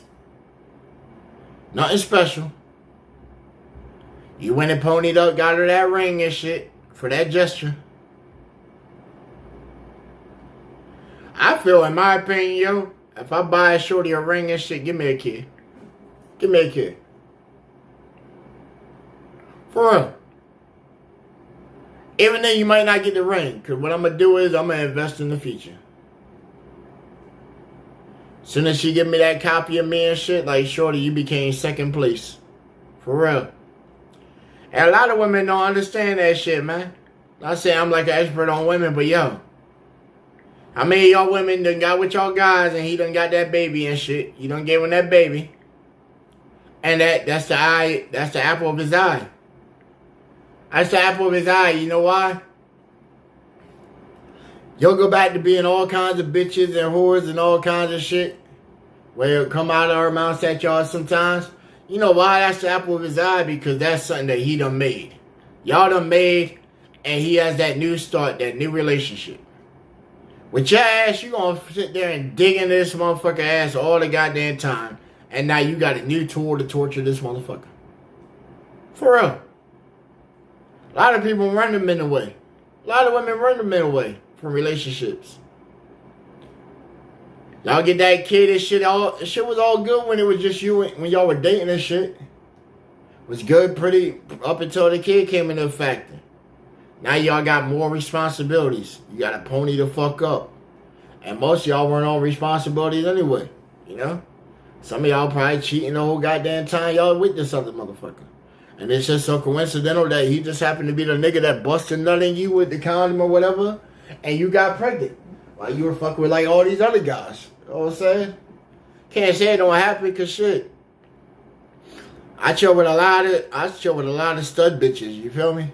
I chill with a lot of studs that they after the same shit I'm after. We step out to the club and shit, they want some pussy, I want some pussy. Right, we looking together. She just had a better chance of getting it. Most of the time, cause shit. I told you in the club, most of the bitches are dancing on the bitches. So when she come out, she ain't even gotta do much. She just got to be there and make her laugh. She's already got the free pass. I got to come in and finesse and flex and shit. I got to find a way to get that conversation. That's why I say I go out with my stud friends, because shit, they'll ask me. They'll go around and say, yo, I found the right chick for you. For real. These stud bitches, they find me dates and shit. They like, oh man, Slim, you always doing beats and shit and all that. I'm gonna pull up with a bitch on you. And it could be the same chick that currently wants to fuck on me and shit, but she'll bring a whole new chick to me. And it's crazy, man. I can't make it up. She like, yeah, I want you to come check out my man Slim. Come check out his music, come vibe with us, and then they'll come over here and party for the day. I'm just being the host, providing drinks, good safe environment, make them feel welcome and shit. They get to hear some of my stuff, hear some of y'all stuff and stuff like that, and have a good whole occasion. And then what happens after that and shit, you know, I don't never push for it. A woman come over, she want to spend time with me, the last thing on my mind is sex. Last thing on my mind is sex, shorty. What you trying to do and shit right? I'm thinking right now, money. How can I get it? How can I get more? Money. Okay, I got this. Where can I put this at? Right, like, yo, my screen right now, like, I'm looking at my screen right now while chatting with y'all. I'm watching my lines. I'm watching my stock lines right now on freaking mem coins and shit. Right, I'm trying to get some mem coins to push. Trying to get mem coins to push. Y'all can help me with that shit, though, man. We have a good outfit and shit, man. Shit. We can have us a coin, man. We can have us a coin.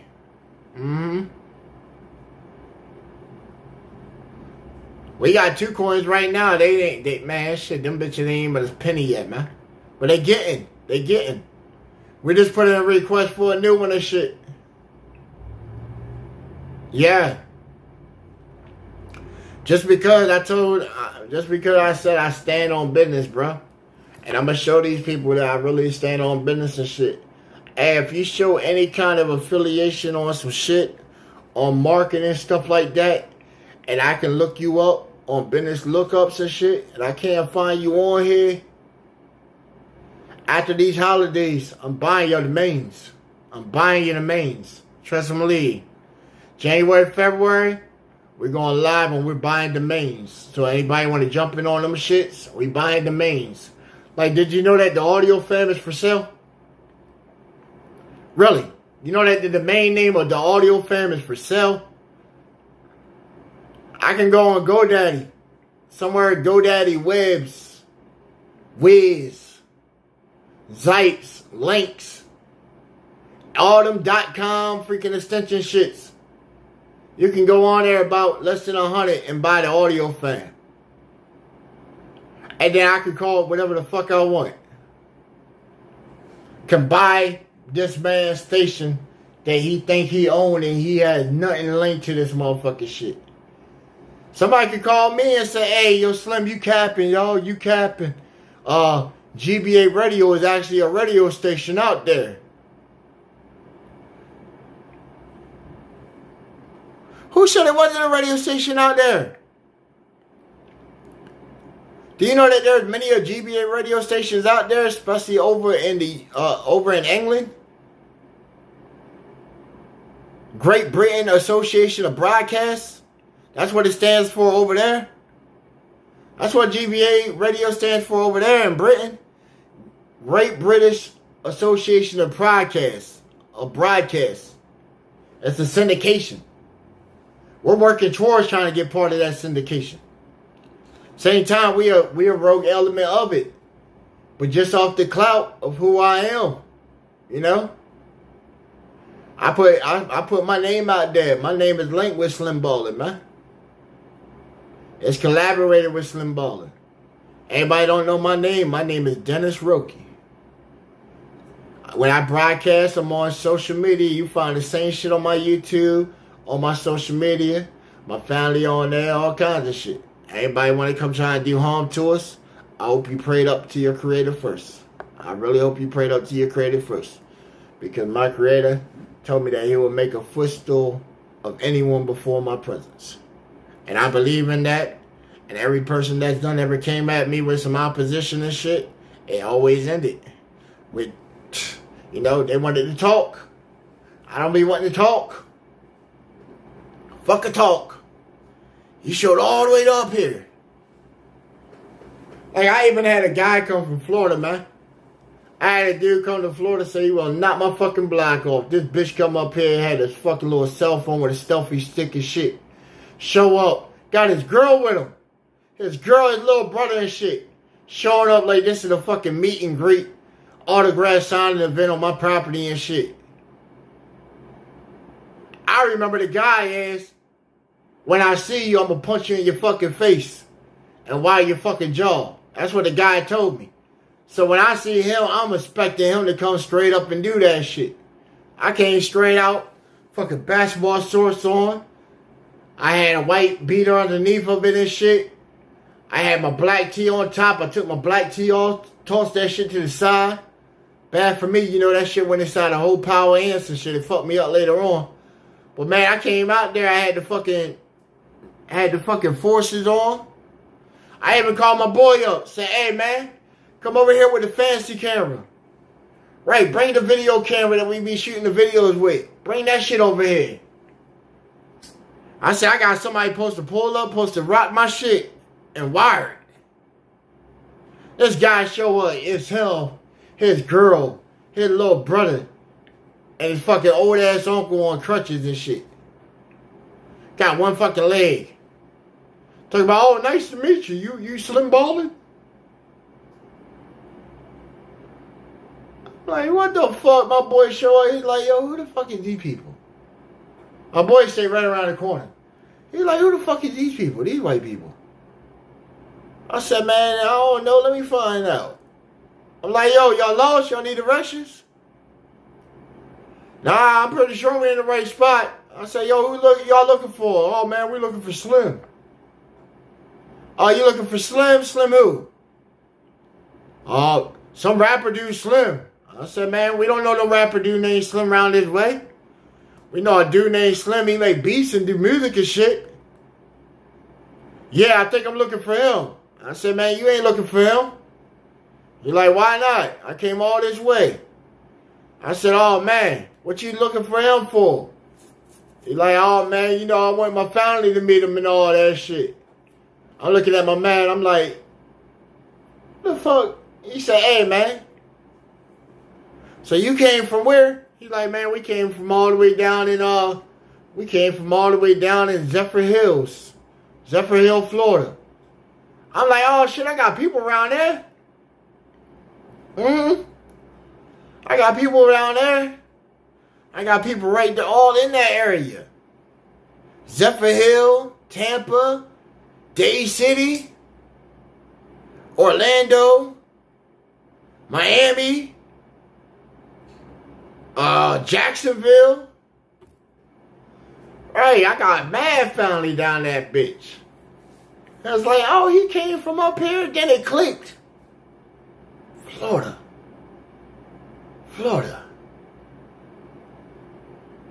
That's the fucking guy that was in the party chat. Right, I told my brother, I said, yo, remember we jumped in the party chat, we're playing the raid the other night on the game?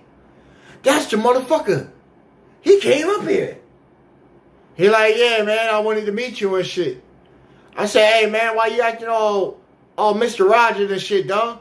You supposed to come deck and ride my shit the fuck up. Oh, man, you know, man. It was all just fun and cap shit. I said, hey, bro, I came straight out the house and shit, and I really don't want to hear no more talk of this shit. You came all this way for nothing, bro. You wasted your time and shit. I done had my man come down here with the camera and shit. I was about to world star your ass. You want to sit here and talk.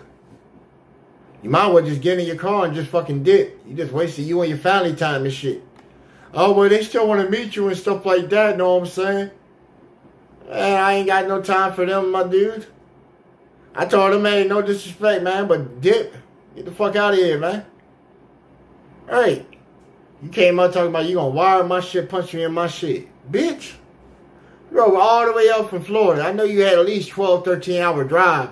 They come up here, cause I even sent the pussy motherfucker my address on the party chat. Send him my address so he can pull the fuck up. And then he wanna talk and then got back inside the little SUV and shit. You know what I'm saying? They didn't even have an SUV, man. They had an old ass Jimmy truck. I'm surprised the bitch even made it up here, but shit. I done had a Jimmy truck before, restored that bitch. That's a good fucking automobile. Good quality craftsmanship right there. But drove all the way up here and shit, man. And then he went back onto the game and shit a couple days later, was like, man, I done went up there with the dude Slim, man. He didn't do nothing to me, man. I told you. And then guess what, you know? That's when we dropped the tape on the nigga. Got all his little buddies and shit. Sent him a little tape of the guy outside of my shit. And they said, yo. They said, where you got this? He's like, man, that wasn't me. That wasn't me. Then this other man, yo, you just told us last night that, you know, you went and pulled up on Slim and shit. And he bitched up and all kinds of shit. I said, oh, that's the narrative you want to paint. These fucking narratives and dialogues, y'all want to paint shit like that. I told my boy, I said, hey, go ahead and take the footage and chop that up for the security camera and shit. Put that inside the party chat. Jump in the party chat. We're going to put this on there with him. He got like 30 people that was in there. And see, this was on like the Xbox and shit. So, you know, we put it on there and brought him into the Discord and shit. He jumps out the call. Oh, I got kicked. And then he talked about, oh, my internet. You know, my parents done kicked me off the internet and stuff like that. Nah, bro. Your parents came and tied the party chat on your account. His parents. This man is like fucking got a whole family. He put his mom on the fucking microphone, bro. The Xbox party chat, this nigga put his motherfucking mom on the chat. And his mom sitting there trying to blow it up and shit. Not knowing all the fucking facts because she didn't come down on the trip. I told her, I said, yo. I said, hey, listen here, bitch. Before you come off on anything like you running shit, how about you go talk to your brother and ask him why you and your son and his girl and his little brother pulled up at my shit about to get fucked the fuck up. Straight fucked the fuck up. She like, he didn't come down to you. I said, oh, so you didn't hear all the shit that he was saying? Oh, I don't pay attention when he on the game and shit. I said, clearly not. Because if you would have paid attention to this man's upbringing and shit, he wouldn't be so fucked up as he is. She's like, my son ain't fucked up. You're fucked up. I'm like, bitch, how am I fucked up? I said, you and your son got like-minded friends that jump inside of my calls and shit, party chats with me and my homies, and they come in there and they start going straight left with motherfucking the gay shit. Be like, oh man, I'm hungry. I just want to suck something right now. And then they'll go on for hours. Hours. Just making it worse and worse to where you're sitting there like, yo, they are really fucking faggots. No offense to if you are a faggot or queer and shit, but when you see it, you call it. And when you hear it on a repeat daily, you call the motherfuckers out. Call the motherfuckers out. I got homies in Discord. I call their ass out all the time too. They get mad, get into little feelings, and don't talk to me for a day or so and shit. I don't give a fuck. I call them out. I got bros I know for 10 years. When they start getting on that gay shit, I call them on that shit. Bro, what the fuck's up with you, man? All this week you been on gay shit. Go get you some dick to suck or some shit. Get it the fuck out your goddamn mouth. Why the fuck you constantly saying it? Everybody else is chilling. We got bitches chilling beside us, watching us work and shit. And you just come off with the gay shit, gay shit, gay shit.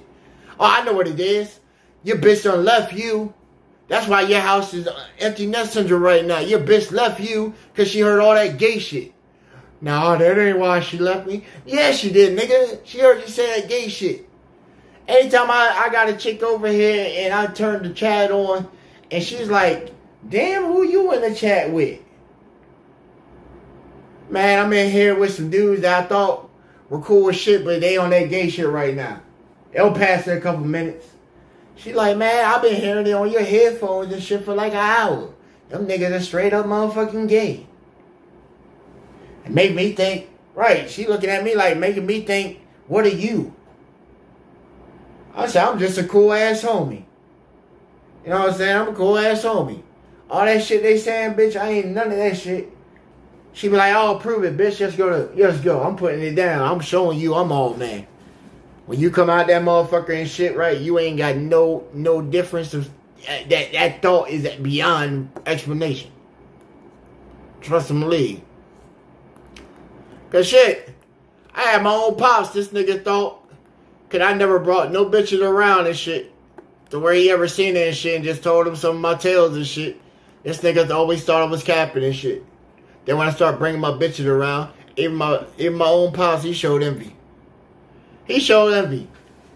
After I broke up with one of the cougar bitches, what he do? This motherfucker was so quick to move on the move that this motherfucker went in, he started hitting her. And she came back. She came back and still was giving it to me. Was still giving it to me. And we're talking about, oh, I don't want to blow. She like, oh, I don't want to blow your horn, but you know, you give it to me better than your father does and shit.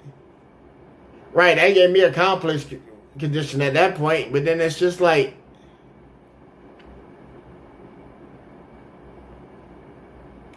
you stupid bitch. Stupid bitch. I got rid of you at first because I thought you were a hoe. My pops was busting on you because he knew you were a hoe. Then you coming back giving it to both of us and shit. Right. Just keep that shit in the family at that point. That's when I said that, and then she started feeling the type of way. I'm like, yo, keep it in the family shit. But yo, we wrapping it up, man. Y'all tune in. It's going down. It's going down less than 10 minutes. You do not want to miss this episode. You do not want to miss this episode. Yo, and I will see all of you there, man. Appreciate the support. Everybody that dropped in. The homie Triple C. The homie Monkey TMB with Monkey Man. Crystal was cool. Appreciate you. Everybody else, you know. I know y'all always here in spirit, man. Y'all always support. Even if y'all ain't here, I shout y'all out anyway, know what I'm saying? Shout out Overdose Music. Shout out to Connect Work. Shout out Bearded After Dark, Bearded Conversations. Shout out Monkey Man, what he got going on. Shout out For Sure TV, you know. Shout out GBA Nation. Cause without y'all, man, we wouldn't be making these moves we making, man. Appreciate all y'all. Hey, but tap in, man. We got 7 minutes on the new show come on. You don't want to miss it. I hope to see y'all there, man. Appreciate all y'all. Blessings, everybody.